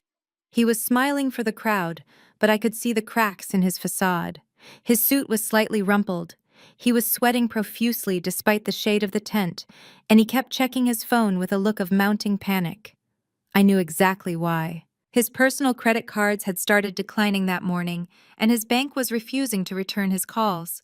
He was currently functioning on pure adrenaline and absolute denial. Sierra, on the other hand, was glowing with oblivious greed. She was wearing a custom maternity gown that swept the grass, soaking up the attention as guests showered her with compliments and expensive gifts. She sat in her massive throne chair, sipping a mocktail, looking like a queen who had finally secured her castle. The jazz band paused, and the hired photographer stepped into the center of the lawn. "All right, everyone," the photographer announced loudly. "We are going to do the family portraits now. I need Terrence, Sierra, and the immediate family right over here under the floral arch." Miss Ruby practically sprinted to get into the frame, dragging Andre and Claire with her. Terrence stood proudly next to Sierra, resting his hand protectively on her stomach. They smiled perfectly for the first few shots. Then Claire stepped out of the formation and started scanning the crowd. Her eyes locked onto me, standing quietly by the bar. Simone Claire yelled, waving her arm frantically so the entire party would look in my direction. "Come on, Simone. Be the bigger person. Get in the picture. It is all about the baby today." The conversations around me died down. 200 pairs of eyes shifted to look at the discarded first wife. They were waiting for me to break. They were waiting for me to throw a tantrum and storm into the house, which would perfectly validate Terrence's narrative that I was unstable and bitter. I set my glass down on the bar. I picked up my handbag, tucked it neatly under my arm, and walked across the grass with my head held high. I did not glare at them. I wore a serene, unbothered smile that seemed to deeply unsettle Terrence as I approached. I stepped right under the floral arch. The photographer gestured for me to move closer. "Let us squeeze in tight," he directed. "Simone, can you step right next to Sierra?" I moved until I was standing shoulder to shoulder with my husband's pregnant mistress. Sierra smirked at me, shifting her weight so her baby bump deliberately brushed against my arm. Terrence puffed out his chest, looking incredibly smug that he had managed to force his wife and his mistress into the same photograph without shedding a drop of blood. "Say family legacy," the photographer called out, snapping the camera shutter rapidly. I stared directly into the lens, my smile never wavering. I knew this photograph would be the last moment Terrence ever experienced peace. I was standing in the middle of his perfect illusion, feeling the heavy manila envelope resting against my side. I posed for every single shot, playing the perfect accommodating host, waiting patiently for the gift opening ceremony to begin. I stood at my bedroom window, watching this absolute circus unfold on my property. My own neighbors, the people I invited to my summer barbecues and holiday dinners, were sipping champagne and offering congratulations to my husband and his pregnant mistress. Miss Ruby was working the crowd like a seasoned politician, holding Sierra by the arm and pointing proudly at her swollen belly. I did not call the police. I did not run downstairs and start flipping tables. Instead, I walked into my massive walk-in closet and pulled out a perfectly tailored bone-white designer pantsuit. If I was going to attend my own public execution, I was going to look flawless. I took my time doing my makeup, ensuring my expression was an impenetrable mask of calm confidence. Before leaving the room, I opened my desk drawer and pulled out the thick manila envelope containing the legal eviction notice. I slipped it into my clutch. When I finally stepped out onto the back patio, the Georgia heat hit me immediately, but I did not break a sweat. I walked toward the bar, ignoring the sudden hushed whispers of the guests, who noticed my arrival. 200 pairs of eyes tracked my every movement, waiting for the inevitable meltdown. I poured myself a glass of sparkling water. That is when Claire spotted me. She abandoned her conversation with one of Terrence's fraternity brothers and practically sprinted across the lawn. Simone Claire squealed, her voice artificially loud. "I am so glad you finally came down. We are about to do the family portraits by the floral arch. We need you over there right now." I looked at Claire. She was wearing a brightly colored sundress and a frantic smile. She reached out to grab my arm, but I stepped back just enough to let her hand grasp empty air. Come on, Simone, Claire urged, her tone shifting to that patronizing fake therapy voice. You have to be the bigger person today. You need to stand next to Sierra and smile for the camera. It is all about the baby. If you refuse, it is just going to make things awkward for Terrence, and we are trying to decenter our egos. Remember? I took a slow sip of my water. Lead the way, Claire, I said smoothly. I would not want to miss the family photo. Claire looked relieved, assuming she had successfully bullied me into submission. She led me across the grass to where a massive blue and gold floral arch had been erected. Terrence was standing there looking incredibly smug in his tailored linen suit. Sierra was seated on a velvet chair next to him, fanning herself and soaking in the attention. The photographer gestured for everyone to squeeze together. Terrence wrapped one arm around his mother and the other around Sierra. Claire physically pushed me until I was standing right next to the mistress. Sierra shifted her weight deliberately, bumping her pregnant belly against my hip. She looked at me with a sickeningly sweet smile. Thank you for letting us use your yard, Simone, Sierra whispered so only I could hear. Terrence said you would not mind since he pays the mortgage. I did not flinch. I did not correct her delusion. I just smiled directly into the camera lens. Say, family legacy, the photographer shouted. The shutter clicked. The flash blinded us for a second. I stood right in the center of their perfect illusion, feeling the weight of the manila envelope in my clutch. I knew this photograph would be the last moment Terrence ever experienced peace. All right, everyone, Terrence announced, grabbing a microphone from the DJ booth. His voice echoed across the lawn, silencing the crowd. It is time for the gift opening. If everyone could please take their seats around the main stage. The guests eagerly rushed to grab the white folding chairs arranged in a semicircle. Terrence helped Sierra up to the massive throne chair situated in the center. I took a seat in the front row, crossing my legs and resting my clutch on my lap. For the next hour, I watched as Sierra ripped wrapping paper off hundreds of expensive gifts. There were silver rattles, designer baby clothes, and pure cashmere blankets. Every time she opened a box, Miss Ruby would clap loudly and praise God for blessing their family. I sat in perfect silence, letting them enjoy their stolen joy. Finally, the pile of gifts was empty. But Terrence was not finished. He picked up the microphone again and stepped right into the center of the stage. Before we wrap this up, I have one final gift, Terrence said, his voice dripping with arrogance. He reached into his jacket pocket and pulled out a long black velvet box. The crowd gasped in anticipation. Terrence walked over to Sierra, opened the box, and revealed a dazzling custom diamond tennis bracelet. It was easily worth $40,000. Sierra shrieked with delight. She held out her wrist, and Terrence carefully fastened the massive diamonds around her skin. He leaned into the microphone.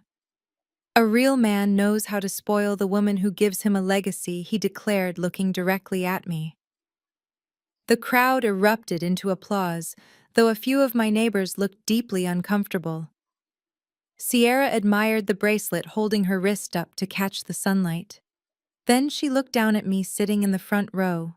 Her greed and her sudden rise in status had made her incredibly bold. She believed she was untouchable. It is so beautiful, Sierra said into the microphone, her voice carrying across my entire backyard. Terrence told me you always had to buy your own jewelry, Simone. Poor thing. I guess a man only spoils the woman who actually gives him a future. A heavy, suffocating silence fell over the yard. The band stopped playing. The waiters stopped pouring drinks. Every single person turned to look at me. They expected me to run away crying. They expected me to crumble under the sheer weight of the public humiliation. Terrence stood next to her, grinning, waiting for his victory lap. I slowly uncrossed my legs. I stood up from my folding chair, smoothed the front of my white pantsuit, and calmly walked up the short steps to the stage. I did not look angry. I did not look broken. I walked right up to Sierra, gently pushed Terrence aside, and took the microphone directly from his hand. I smiled brightly at the crowd of 200 people. The silence was absolute. You could hear the wind rustling the leaves of my oak tree. I did not want to show up to the celebration empty-handed, I said, my voice echoing clearly through the massive speakers. I actually brought a gift for the new house. I opened my clutch, pulled out the thick manila envelope, and handed it directly to Sierra. She snatched it eagerly. She clearly expected a massive check, assuming I had finally buckled under the pressure, and decided to pay my way into their good graces to avoid further embarrassment. Sierra ripped the envelope open. She pulled out the heavy legal documents and began to read. I watched her face as the reality of her situation hit her. The smug, triumphant smile vanished instantly. Her jaw dropped. Her hands began to tremble so violently that the expensive diamond bracelet rattled against her wrist. The color completely drained from her face, leaving her looking physically sick. She was not looking at a check. She was looking at a legally binding court-ordered eviction notice demanding she vacate the $5 million property next door within 48 hours. Terrence frowned, noticing the sheer panic radiating from his mistress. "What is it, baby?" he asked, reaching for the paper. "What did she give you?" I stood there in my flawless white suit, holding the microphone completely unbothered. The dominoes were finally falling, and I was about to crush his entire world in front of everyone he knew. Terrence reached over and snatched the thick stack of papers right out of Sierra's trembling hands. He scanned the first page, his brow furrowing in confusion. Then his eyes jumped to the bold legal header at the top of the document. The confusion melted into a deep, explosive rage. His face turned a dark shade of crimson, and the veins in his neck bulged against his crisp linen collar. "What is this, Simone?" Terrence bellowed, his voice raw and furious. "You think you can hand my family a fake eviction notice? Are you out of your mind? I bought that house. I own that property." I raised the microphone back to my lips. I wanted every single one of the 200 guests sitting in my backyard to hear the exact mechanics of his downfall. "No, Terrence," I said, my voice echoing clearly over the manicured lawn. "You do not own the house. Your logistics company bought that property using a dummy limited liability company, the exact same logistics company that you have been secretly bleeding dry for the past year. You embezzled hundreds of thousands of dollars in operational funds to buy designer bags, imported marble and diamond bracelets for your side piece." A collective gasp ripped through the crowd. I saw his fraternity brothers exchanging shocked glances. I saw Miss Ruby drop her fan, her mouth hanging open. Sierra clutched her pregnant belly, looking frantically between Terrence and the crowd, realizing her billionaire baby daddy was suddenly sounding very much like a criminal. Terrence stepped closer to me, trying to use his physical size to intimidate me into silence. He pointed a trembling finger directly at my face. "I am the chief executive officer," he shouted, spittle flying from his lips. "I own the logistics company. It is my name on the door. You cannot evict me from a house my own company purchased. I will sue you for everything you have." I let out a short, cold laugh. It was the laugh of a woman who had just checkmated a very foolish king. "You have not owned that company since the day you marched into my office and demanded I guarantee your $2 million commercial loan," I explained smoothly. "You were so eager to get my signature that you did not bother to read the fine print. The bank you used is heavily leveraged by my private equity firm. When you inevitably defaulted on your payments last week, my firm called in the debt. We initiated a hostile takeover. I fully acquired your entire corporate portfolio 48 hours ago." Terrence stopped breathing. His arm dropped slowly to his side. The arrogant, untouchable facade shattered completely, leaving behind a terrified, broken man. I took a step forward, closing the distance between us. "I own your commercial fleet, Terrence," I stated clearly.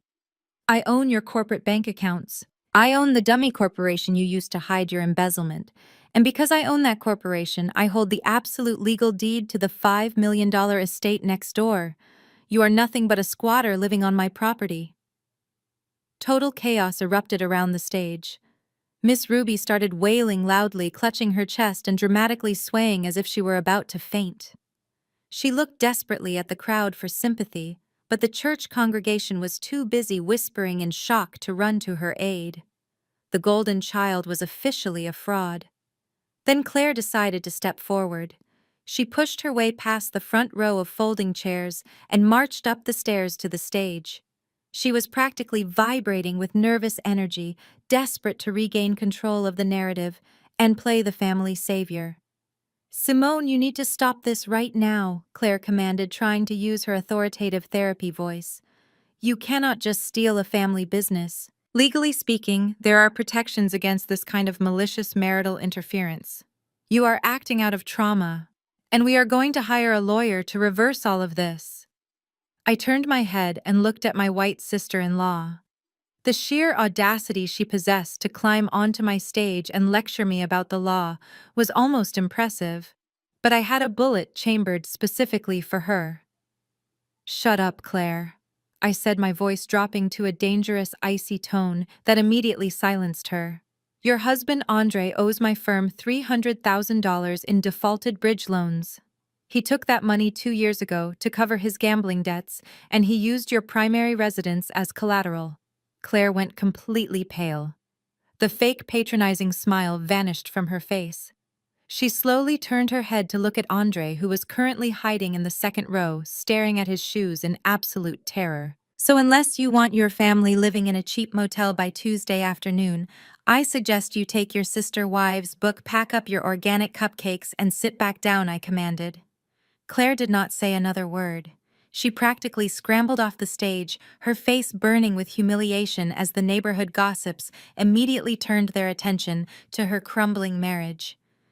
I turned my attention back to Terrence and Sierra. Sierra was sobbing hysterically, pulling at her diamond tennis bracelet as if it were suddenly burning her skin. She realized that the luxury life she thought she had secured was built entirely on a foundation of sand, and the tide had just rushed in. "You have 48 hours to get your imported Italian cribs and your mistress off my property," I told Terrence, making sure the microphone picked up every single word. "If you are not completely moved out by Monday morning, I am calling the sheriff to execute the eviction, and then I am bulldozing that house to build myself a custom tennis court." I did not wait for his response. I signaled to the head caterer standing frozen near the bar. "The party is officially over," I announced to the crowd. "You do not have to go home, but you have to get off my lawn." I handed the microphone back to the disc jockey. I picked up my designer clutch, smoothed the front of my white pantsuit, and walked gracefully down the stairs of the stage. The crowd parted for me like the Red Sea. Nobody said a word.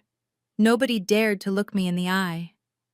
I walked across the manicured grass, stepped through my glass patio doors, and locked them behind me. The fallout outside was immediate and loud. I could hear Sierra screaming at Terrence, accusing him of lying to her about his wealth. I could hear Miss Ruby crying, begging the remaining guests not to judge her family. But inside my house, it was perfectly quiet. I walked into the kitchen, poured the rest of my sparkling water into the sink, and smiled.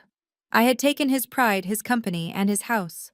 But I still had one final blow left to deliver, and it was going to be the one that ensured he never recovered. A heavy, suffocating silence fell over my meticulously landscaped backyard. The hired jazz band had completely stopped playing. The catering staff froze with silver trays of appetizers balanced in their hands. 200 guests held their collective breath, waiting for the discarded barren wife to finally break. They expected me to burst into tears. They expected me to turn around, run into my house, and pack my bags in absolute defeat. Terrence stood next to Sierra, his chest puffed out in his expensive linen suit. He wore a sickeningly triumphant smile, soaking in the public humiliation he had just subjected me to. Miss Ruby was nodding in approval from the front row, fanning herself lazily. I did not cry. I did not scream. I slowly uncrossed my legs, smoothed the front of my white designer pantsuit, and stood up from my folding chair. The sheer confidence in my posture seemed to send a ripple of unease through the front row. I walked deliberately up the short set of wooden stairs to the main stage. My heels clicked rhythmically against the floorboards, a slow and steady countdown to their total destruction. I walked right up to Sierra, who was still holding her wrist up to admire the $40,000 diamonds. I gently but firmly pushed Terence aside. He frowned, stepping back instinctively, because he had never seen me look so completely devoid of empathy. I reached out and took the microphone directly from his hand. I turned to face the crowd of 200 people. The silence was absolute. You could hear the wind rustling the leaves of my ancient oak tree. "Sierra makes an excellent point," I said, my voice echoing clearly and calmly through the massive speakers. "A man should absolutely spoil the woman who secures his future. And I did not want to show up to such a monumental celebration empty-handed. I actually brought a gift of my own. A housewarming gift for the new family." I opened my sleek designer clutch and pulled out the thick, heavy manila envelope. I turned back to Sierra and handed it directly to her. Sierra snatched it eagerly. The smugness returned to her face in an instant. She clearly expected a massive cashier check. She assumed I had finally buckled under the psychological pressure and decided to pay my way into their good graces to avoid any further embarrassment. She thought I was buying her silence. Sierra ripped the top of the envelope open and pulled out the thick stack of legal documents. She did not look at the fine print first. Her eyes immediately darted to the bold capitalized header printed across the very top page. I watched her face as the reality of her situation hit her like a physical blow. The triumphant smile vanished. Her jaw went slack. Her hands began to tremble so violently that the heavy diamond bracelet rattled against her wrist. The color completely drained from her face, leaving her looking physically sick. She was not looking at a financial settlement. She was looking at a legally binding court-ordered eviction notice demanding she vacate the $5 million property next door within exactly 48 hours. Terence noticed the sheer panic radiating from his mistress. He dropped his confident posture and stepped closer to her. "What is it, baby?" he asked, his voice laced with sudden concern. "What did she give you? Is it a check?" Sierra could not speak. She simply handed the thick stack of papers to Terence, her breathing becoming rapid and shallow. Terence grabbed the documents. He scanned the first page, his brow furrowing in deep confusion. Then his eyes locked onto the legal header. The confusion melted into a blind, explosive rage. His face turned a dark, dangerous shade of crimson, and the veins in his neck bulged against his collar. "What is this?" Simone Terence bellowed. He was so angry he forgot I was still holding the microphone. His voice was raw and furious, carrying across the silent yard. "You think you can hand my family a fake eviction notice? Are you completely out of your mind? I bought that house. I own that property. You have absolutely no legal right to serve us with this garbage." I raised the microphone back to my lips. I wanted every single one of the 200 guests sitting in my backyard to hear the exact mechanics of his downfall. I wanted Miss Ruby to hear it. I wanted Claire to hear it. "No, Terence," I said, my voice smooth and dangerously polite. "You do not own that house. Your logistics company bought that property using a dummy limited liability company, the exact same logistics company that you have been secretly bleeding dry for the past year. You embezzled hundreds of thousands of dollars in operational funds to buy designer bags, imported marble, and diamond bracelets for your side piece." A collective gasp ripped through the crowd. I saw his old fraternity brothers exchanging shocked, wide-eyed glances. I saw Miss Ruby drop her fan onto the grass, her mouth hanging open in absolute horror. Sierra clutched her pregnant belly, looking frantically between Terence and the whispering crowd, suddenly realizing her billionaire baby daddy was sounding very much like a desperate criminal. Terence took a threatening step toward me, trying to use his physical size to intimidate me into silence.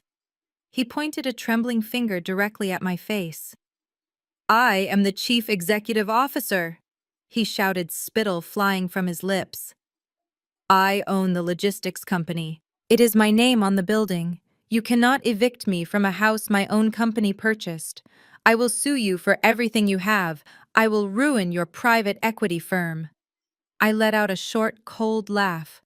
It was the sound of a wealth manager who had just liquidated a terrible asset.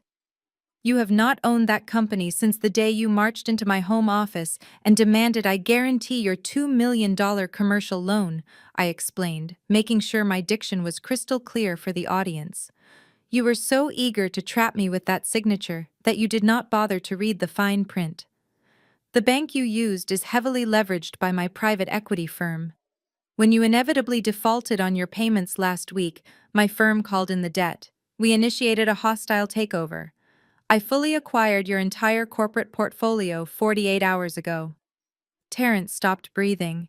His raised arm dropped slowly to his side. The arrogant, untouchable facade shattered completely into a million pieces, leaving behind nothing but a terrified, financially ruined man. I took a step forward, closing the distance between us until I was looking directly into his panicked eyes. I own your commercial fleet, Terrence, I stated clearly. I own your corporate bank accounts. I own the dummy corporation you used to hide your embezzlement. And because I own that corporation, I hold the absolute legal deed to the $5 million estate next door. You are nothing but a squatter living on my property, and you have exactly 48 hours to get off my land. Sierra stared at the eviction notice, her hands shaking so violently that the heavy paper crinkled loudly in the dead silence of the backyard. She looked up at me, her eyes wide with a mixture of terror and utter confusion. Terrence saw her face drop and immediately snatched the document from her fingers. He read the bold print at the top of the page. Notice to vacate. His face flushed with a sudden violent heat. He tried to laugh. It was a strained, desperate sound that echoed awkwardly across the manicured lawn. This is a very sick joke, Simone, he announced to the crowd, waving the paper in the air. You cannot evict me from a house that I own. I am the chief executive officer of my own company. My company bought that property. I did not raise my voice. I did not have to. I leaned into the microphone so every single person in the backyard could hear the precise details of his financial ruin. Your company did buy that property, Terrence, I said calmly. You used a dummy limited liability company to purchase it, funding the account with hundreds of thousands of dollars you embezzled from your own operational budget over the last year. The crowd gasped. You could hear the ice clinking in the glasses of the paralyzed waiters. You were so desperate for cash to cover up your theft that you forced me to sign as a guarantor on a $2 million commercial loan, I continued, my voice steady and commanding. But you were too arrogant to read the fine print. The lending institution you used is heavily leveraged by my private equity firm. When you defaulted on your bridge loans last week, my firm called in the debt. We initiated a hostile takeover. I fully acquired your entire corporate portfolio 48 hours ago. Terrence froze. The paper slipped from his fingers and fluttered onto the grass. I own your commercial fleet, I stated, my voice ringing with absolute finality. I own your corporate bank accounts. I own the dummy corporation you used to hide your embezzlement. And because I own that corporation, I hold the absolute legal deed to the $5 million estate next door. You are nothing but a squatter living on my property, and you have exactly 48 hours to get off my land. Chaos erupted. Miss Ruby let out a loud theatrical wail and collapsed into a folding chair. The church ladies began whispering furiously, gathering their purses and rushing toward the side gate. Terrence and his old fraternity brothers suddenly looked deeply fascinated by their shoes, slowly backing away from the stage to avoid being associated with him. Sierra burst into hysterical tears. She grabbed Terrence by the arm, shaking him. "Tell me, she is lying," Sierra screamed, her voice cracking. "Tell me you own the house, Terrence. Tell me you have the money." Terrence could not look at her. He could not look at me. He was completely paralyzed by the sheer magnitude of his destruction. I signaled to the catering manager standing near the patio. "The party is officially over," I announced. "Please begin packing up your equipment, and take the custom cake with you." I handed the microphone back to the stunned disc jockey. I picked up my designer clutch, smoothed my white pantsuit, and walked down the steps of the stage. The crowd parted for me immediately. Nobody dared to speak a word to me. I walked across the lawn, stepped into my house, and closed the heavy glass doors behind me. The sound of the panicked crowd was instantly muffled. I walked into the kitchen and poured myself a fresh glass of sparkling water. A few seconds later, the back door flew open and slammed against the wall. Terence stormed into the kitchen. He was breathing heavily. His linen suit wrinkled, his eyes wild like a cornered animal. "You think you have won?" Terence yelled, pointing a trembling finger at me. "You think you can just steal my company and humiliate my mother in front of the entire neighborhood? I will destroy you for this, Simone. I will drag you through the mud in divorce court." I leaned against the marble counter and took a sip of my water.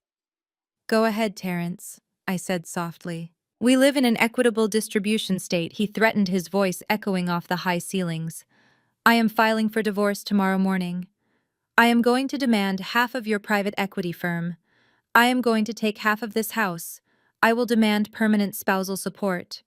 You make 10 times what I make. I will make you pay me alimony for the rest of your miserable barren life. I will take everything you have built, and I will give it to my son."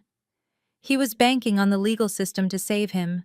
He truly believed that a judge would look at our 5-year marriage and grant him a massive payout simply because my net worth was vastly superior to his. He thought he had a golden parachute. I calmly reached into my designer handbag. I pulled out a second manila envelope slightly thinner than the first one. I slid it across the marble kitchen island. It stopped right in front of him. "I am always one step ahead of you, Terence," I said. "Open it." He grabbed the envelope and ripped it open. He pulled out a thick stack of legal documents.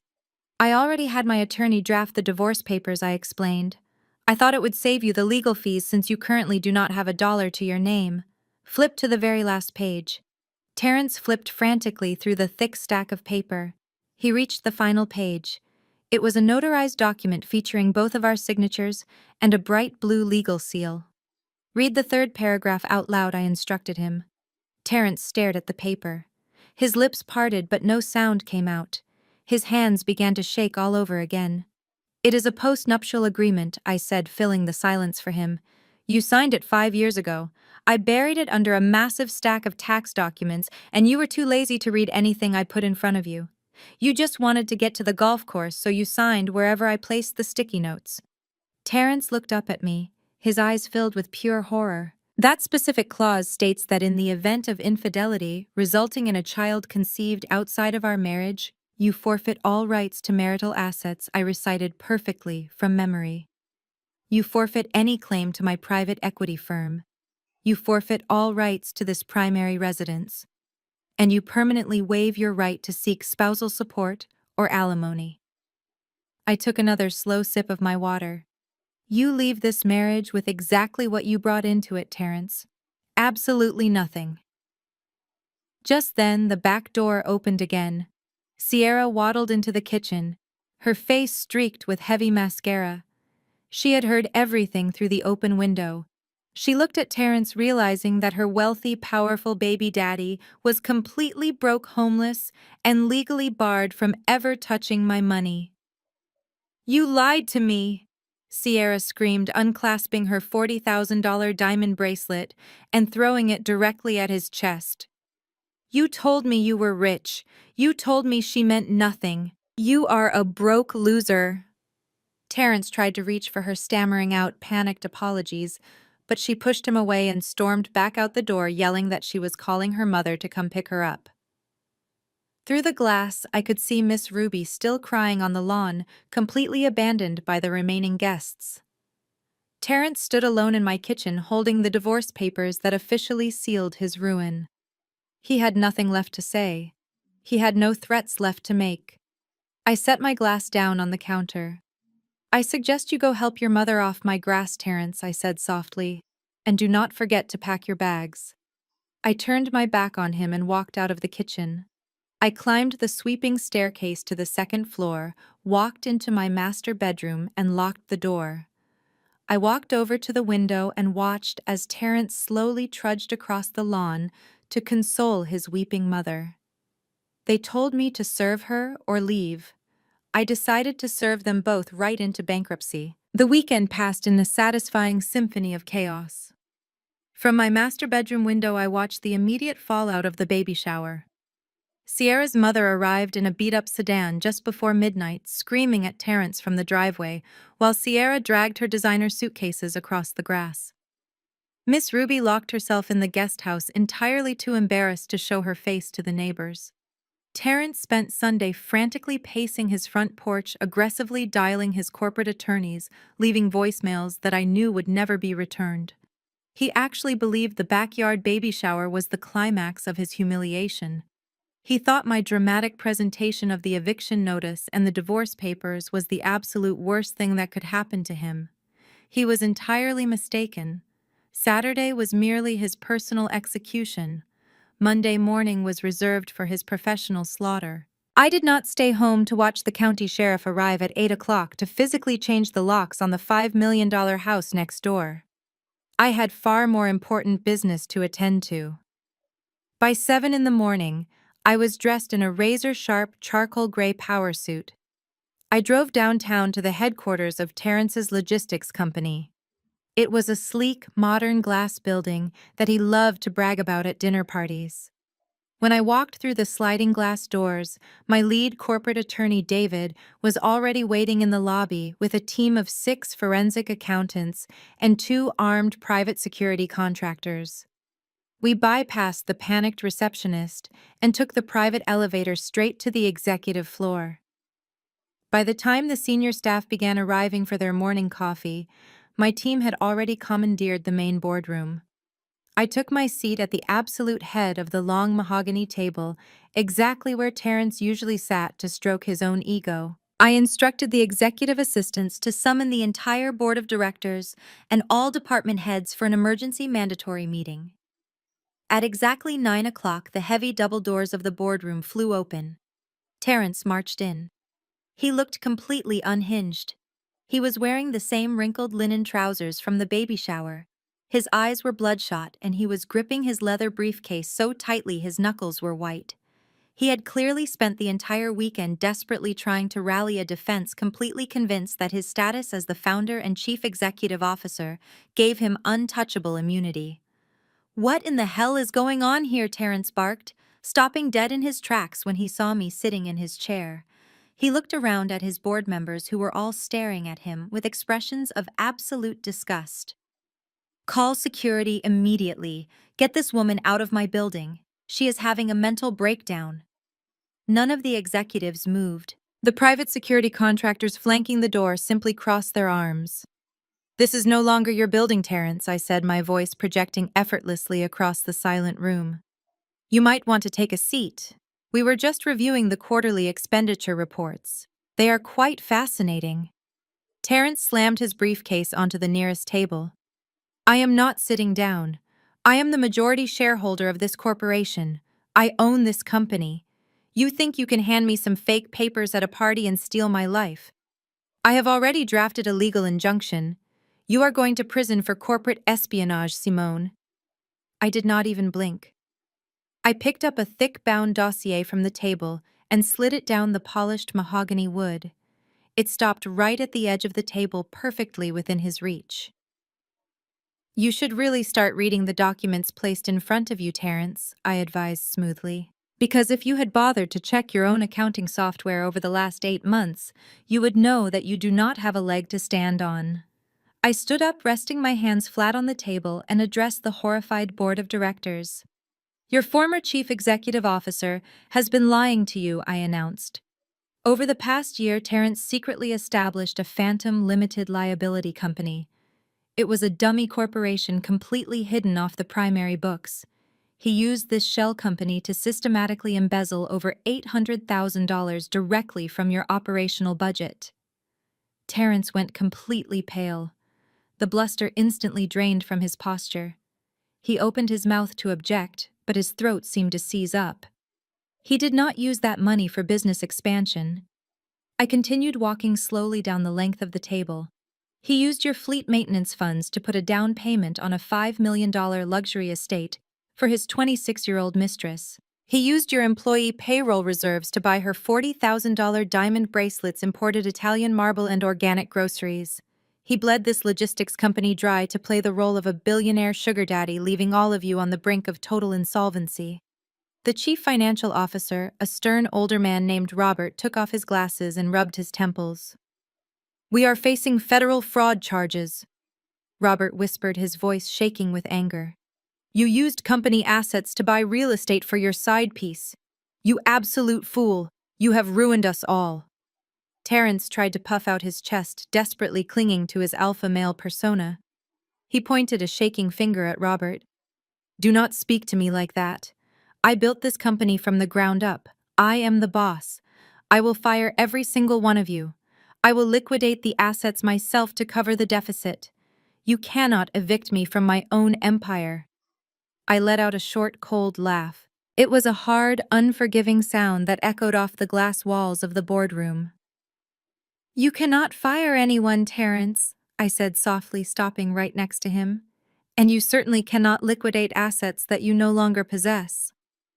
I gestured to David, who opened his briefcase and pulled out the finalized acquisition contracts. "You have not owned a single share of this company since the afternoon you marched into my home office and demanded I guarantee your $2 million commercial loan," I explained, looking him dead in the eye. "You were so desperate to cover up your massive embezzlement that you tried to financially trap me. But you did not read the fine print." Terrence stared at me, his breathing becoming shallow and frantic as the final pieces of the puzzle locked into place in his mind. "The private equity firm that bought your debt is my firm," I stated with absolute clarity. "When you defaulted on your bridge loans last Thursday, it triggered an automatic forfeiture clause. My firm executed a hostile takeover. We legally acquired your entire corporate portfolio. I own your commercial trucks. I own your corporate bank accounts. I own the dummy limited liability company you used to hide your stolen money. And because I own that shell company, I own the massive house you bought for your mistress." The boardroom was dead silent. The executives were staring at me with a mixture of profound shock and deep respect. I had not just saved their company from bankruptcy, I had surgically removed the cancer that was destroying it. "You have nothing, Terrence," I whispered, standing close enough to smell the stale alcohol radiating from his pores. "You are entirely stripped of your title, your equity, and your access to this building. In fact, the only thing you do have is a choice." Terrence looked at me, his eyes wide and vacant. "A choice?" He mumbled, his voice completely broken. "Yes," I replied cheerfully. "You can either sign the divorce papers exactly as they are written, walking away quietly with zero alimony and zero assets. Or I can hand this entire dossier of your embezzlement records over to the federal authorities today, and you can spend the next 10 years in a minimum security prison for corporate fraud. The choice is entirely yours." Terrence looked around the room. He looked at the faces of his former colleagues, men and women who used to hang on his every word, now looking at him like he was a stain on the carpet. He looked at the towering stack of evidence proving his theft. He had absolutely nowhere left to run. He slowly reached into his jacket pocket, pulled out a pen, and signed the final page of the divorce agreement without saying a single word. He pushed the paper across the table toward me. His hands were shaking so badly he could barely let go of the pen. I picked up the document, verified his signature, and handed it to my attorney. "Thank you for your cooperation, Terrence," I said, turning my back on him and walking to the head of the table. "Gentlemen, please escort our former guest out of the building." The two private security contractors stepped forward, grabbing Terrence firmly by both arms.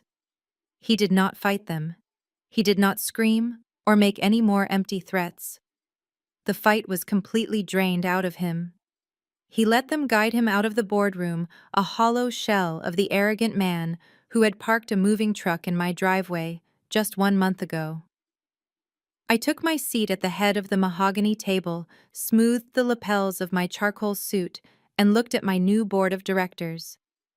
"Now then," I said with a warm professional smile, "let us get to work. We have a logistics empire to rebuild." The absolute silence that followed my announcement did not last long. The reality of Terrence losing his entire corporate empire in the house next door hit the crowd of 200 guests like a shockwave, Total chaos broke out across my manicured lawn. The jazz band abruptly stopped playing, the musicians lowering their instruments to watch the drama unfold. The neighborhood gossips began whispering so loudly it sounded like a swarm of bees. Miss Ruby was the first to completely lose her composure. Her golden child, the son she had paraded around as a billionaire logistics mogul, had just been exposed as an embezzler and a fraud. She let out a loud theatrical wail that echoed across the yard. She grabbed her chest, clutching her pearls, and staggered backward into a row of white folding chairs. She threw her head back, screaming to the heavens that I was the devil. She wailed that I was a wicked, barren woman sent to destroy her perfect family.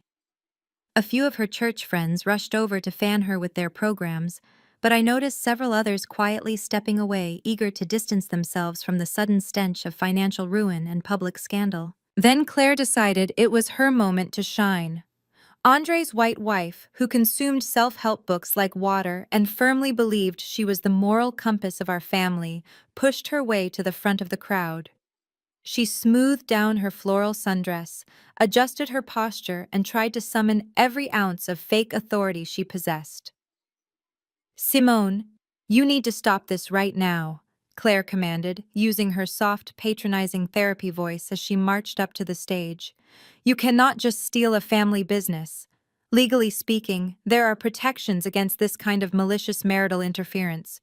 You are acting out of trauma and a bruised ego. We are going to hire a lawyer to reverse all of this, and you are going to end up paying for the emotional damage you are causing to Terrence and Sierra today." I looked at Claire. The sheer audacity she possessed to stand in my backyard eating food I paid for and lecture me about corporate law was genuinely astounding. I did not raise my voice, but I cut her off so fast it gave her whiplash. "Shut up, Claire," I said. The icy tone of my voice instantly killed her fake therapist persona. Claire gasped, clutching her chest as if I had physically struck her. The crowd grew dead quiet again, eager to hear the next piece of family tea. "Do not stand on my property and talk to me about what is legal." I continued, looking right through her. "Because if you want to talk about the law, we can talk about the fact that your husband, Andre, owes my private equity firm $300,000 in defaulted bridge loans. He took that money 2 years ago to cover his massive gambling debts, and he quietly used your primary residence as collateral without telling you." Claire went completely pale. The color drained from her face so fast she looked like a ghost. Her jaw dropped, and the confident, patronizing smile vanished forever. She slowly turned her head to look into the crowd. Andre was standing near the buffet tables. He was sweating profusely, his face buried in his hands. He looked like he was going to vomit right into the manicured grass. "So, unless you want your family living in a cheap roadside motel by Tuesday afternoon, I suggest you take your sister wives' book, pack up your organic cupcakes, and sit down," I ordered. Claire did not say another word. She shrank away, practically tripping over her own sandals as she scrambled off the stage and ran toward Andre. The neighborhood gossips immediately pivoted their attention, pointing and whispering about Andre's secret gambling addiction. The entire toxic family structure was collapsing in real time, exposing all the rot they had desperately tried to hide behind their fake smiles and designer clothes.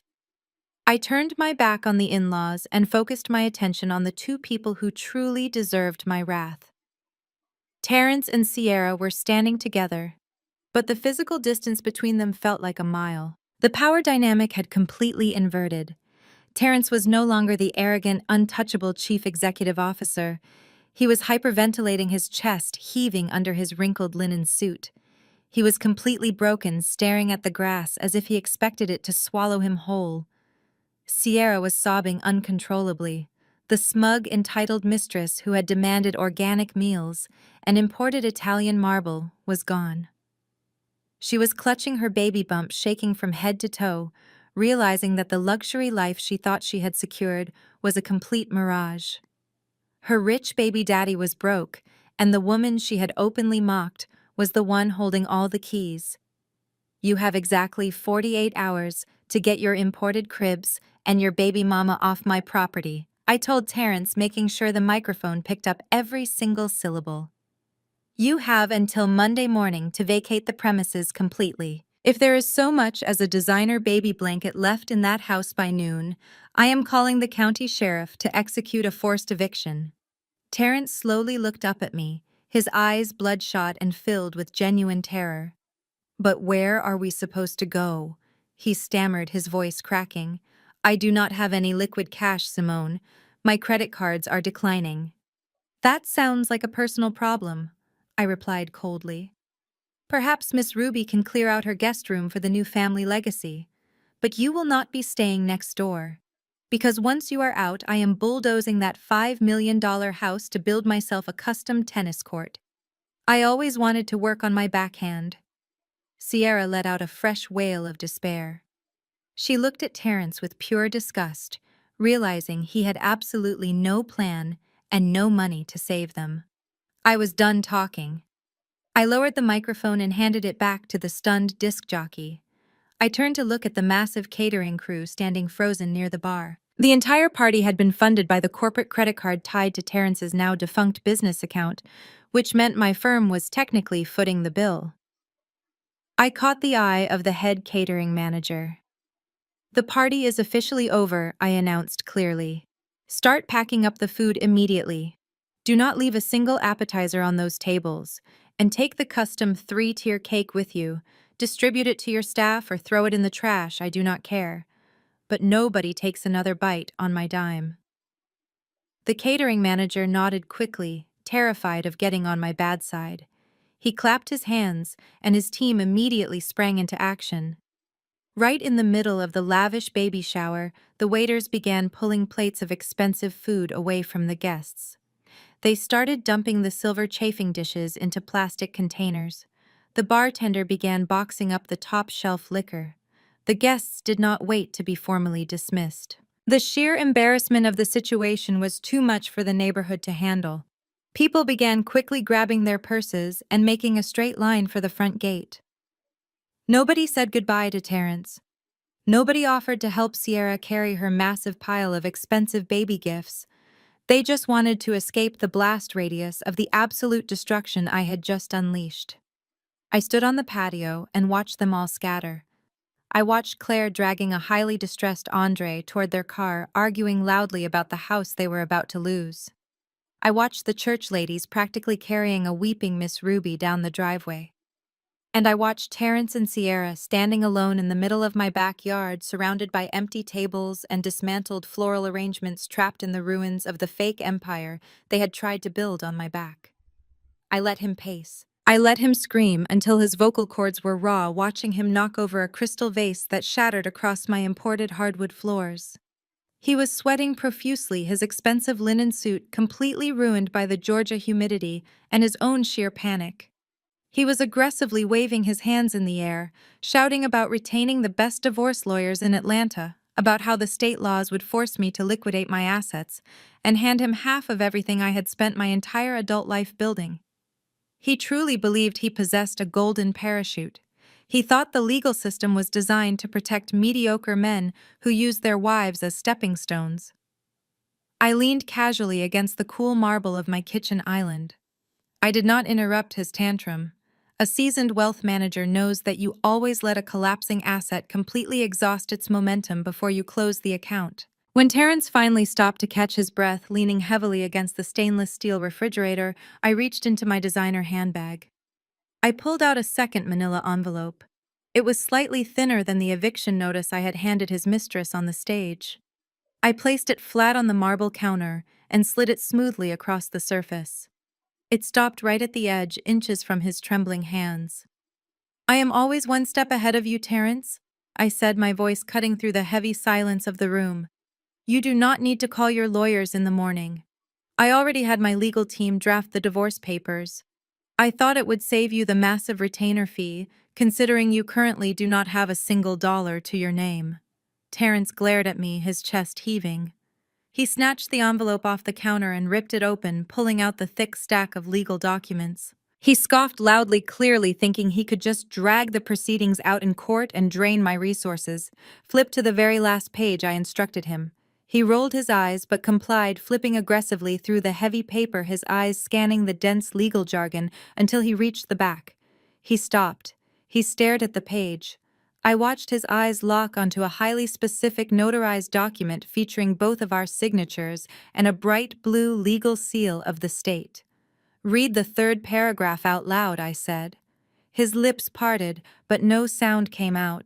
The last remaining drops of blood drained completely from his face. His hands began to tremble so violently that the thick paper shook in his grip. "It is a postnuptial agreement," I said, filling the dead silence for him. "You signed it 5 years ago. Do you remember that Tuesday morning right before your annual golf trip to Florida? You were in such a frantic rush to get to the airport. I handed you a massive stack of what I called routine tax documents and corporate liability waivers. You were entirely too lazy to read a single word. You just wanted to make your tea time, so you blindly signed wherever I placed a yellow sticky note."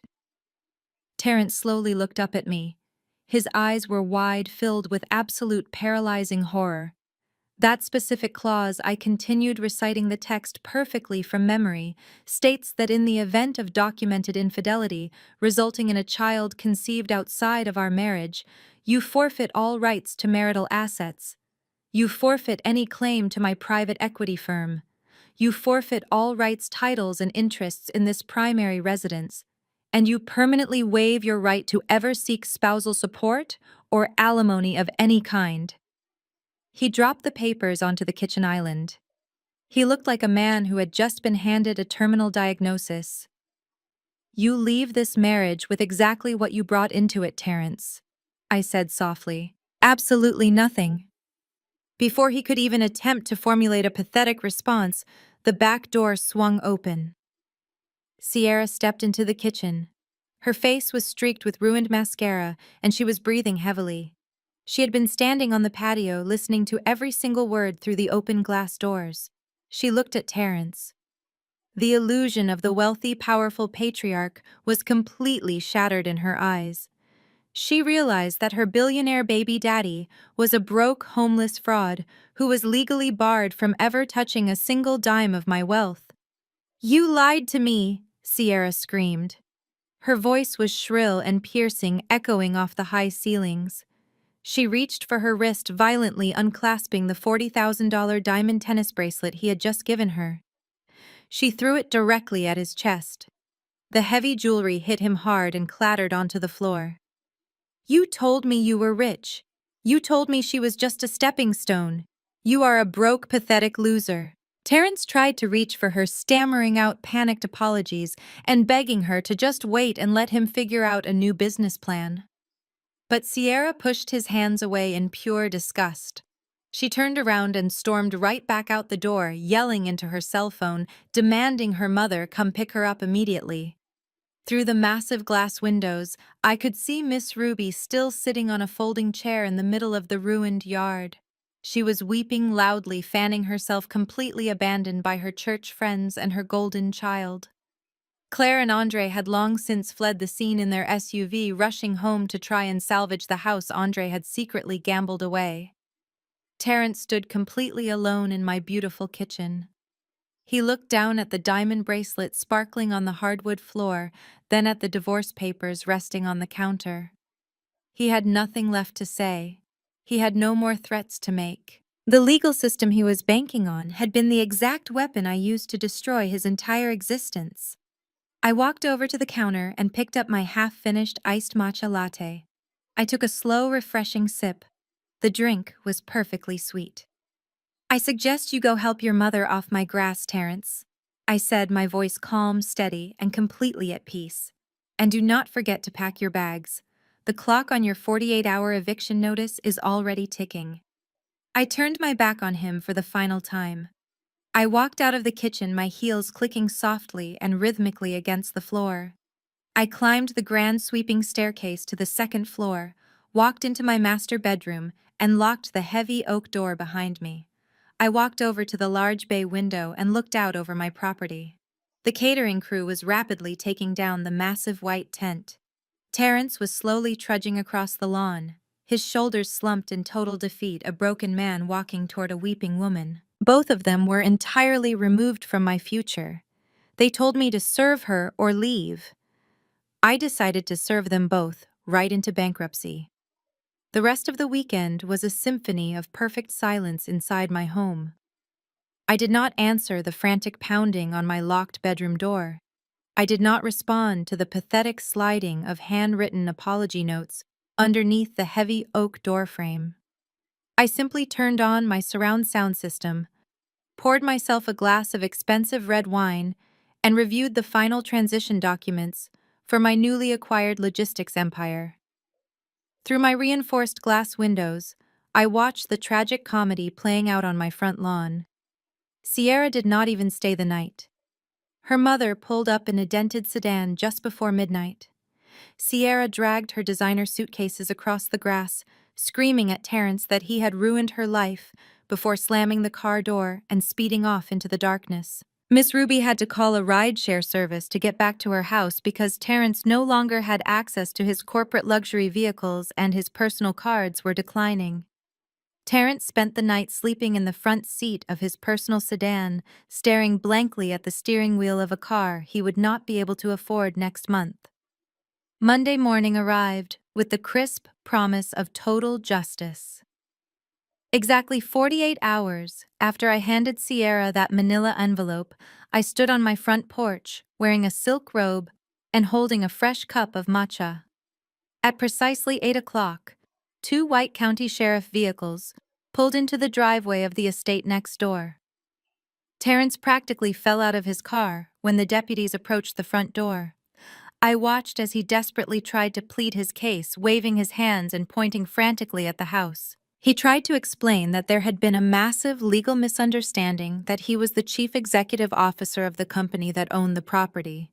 The deputies simply handed him the court order my legal team had finalized on Friday. They gave him exactly 15 minutes to gather any remaining personal items before they officially changed the locks and padlocked the wrought iron gates. He walked out carrying two black trash bags full of wrinkled clothes and a single cardboard box of paperwork. He stopped at the edge of the driveway and looked over at me standing on my porch. He looked entirely broken. The arrogant man who had demanded I make a welcome basket for his mistress was now standing on the curb with his entire life stuffed into garbage bags.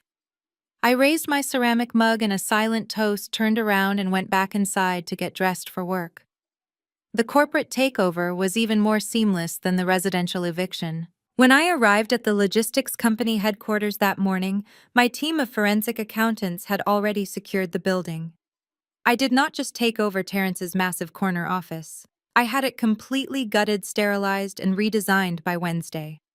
The full audit revealed exactly how deeply he had compromised the company finances to fund his double life.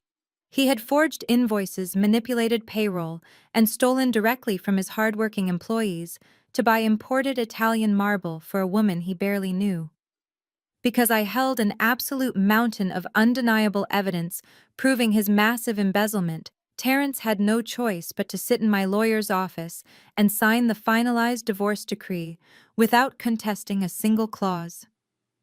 He sat across the long conference table looking at the floor, his hands shaking as he initialed the pages. If he had tried to fight me in court, I would have handed the audit directly to federal prosecutors. He traded his right to alimony and equitable distribution for his freedom from a 10-year sentence in a federal prison cell. He walked out of that office with nothing but the clothes on his back.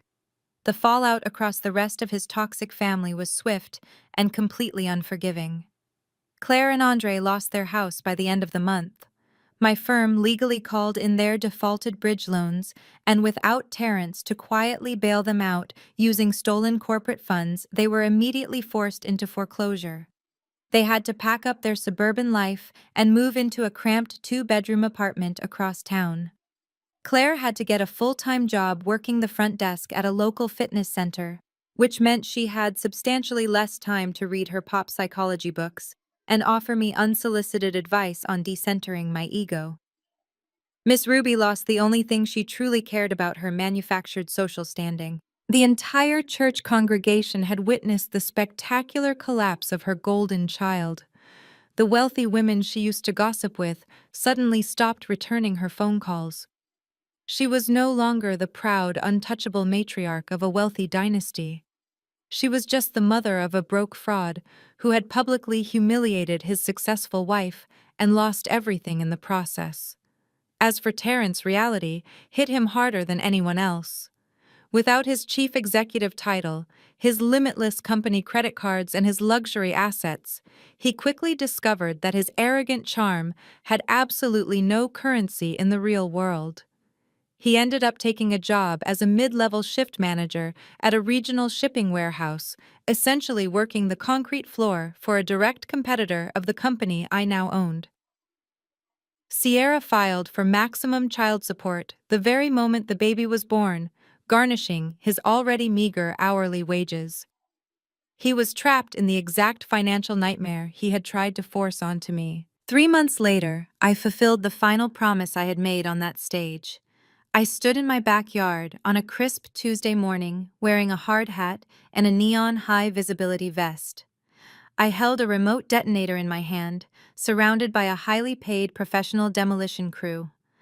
I pressed the button, and the controlled explosive charges cracked violently through the foundation of the $5 million house next door. I watched the massive stone columns crumble to the ground. I watched the imported Italian marble shatter into unrecognizable dust. I watched the luxury nursery Terrence had built for his new family collapse entirely into a pile of gray rubble. By the end of the year, the adjacent lot was completely cleared, leveled, and perfectly landscaped. I hired the absolute best contractors in Atlanta to build a state-of-the-art professional-grade tennis court right over the exact footprint of his betrayal. The first time I stepped onto the freshly painted green court, I hit a perfect serve right over the net, the sound echoing beautifully across my expanded estate. My name is Simone, and I am 35 years old. I am the sole owner of a thriving private equity firm, the majority shareholder of a highly profitable national logistics company, and my backhand has never been stronger. If you are watching this, and you have ever been told to shrink yourself to make room for someone else's fragile ego, let my story be your ultimate warning to them. Never apologize for your success. Never let a mediocre partner or a toxic family convince you that your ambition is a character flaw. And never ever sign a legal document without reading the fine print. Have you ever had to legally outsmart a toxic partner or a manipulative family member? I would love to hear your ultimate survival stories in the comments below. If this story resonated with you, hit the like button and subscribe to the channel for more stories about women who absolutely refuse to play the victim. Share this video with someone who might need a reminder that the best revenge is not just living well, it is legally owning the very ground your enemies tried to bury you in. Thank you for watching, and remember, always protect your peace and your portfolio.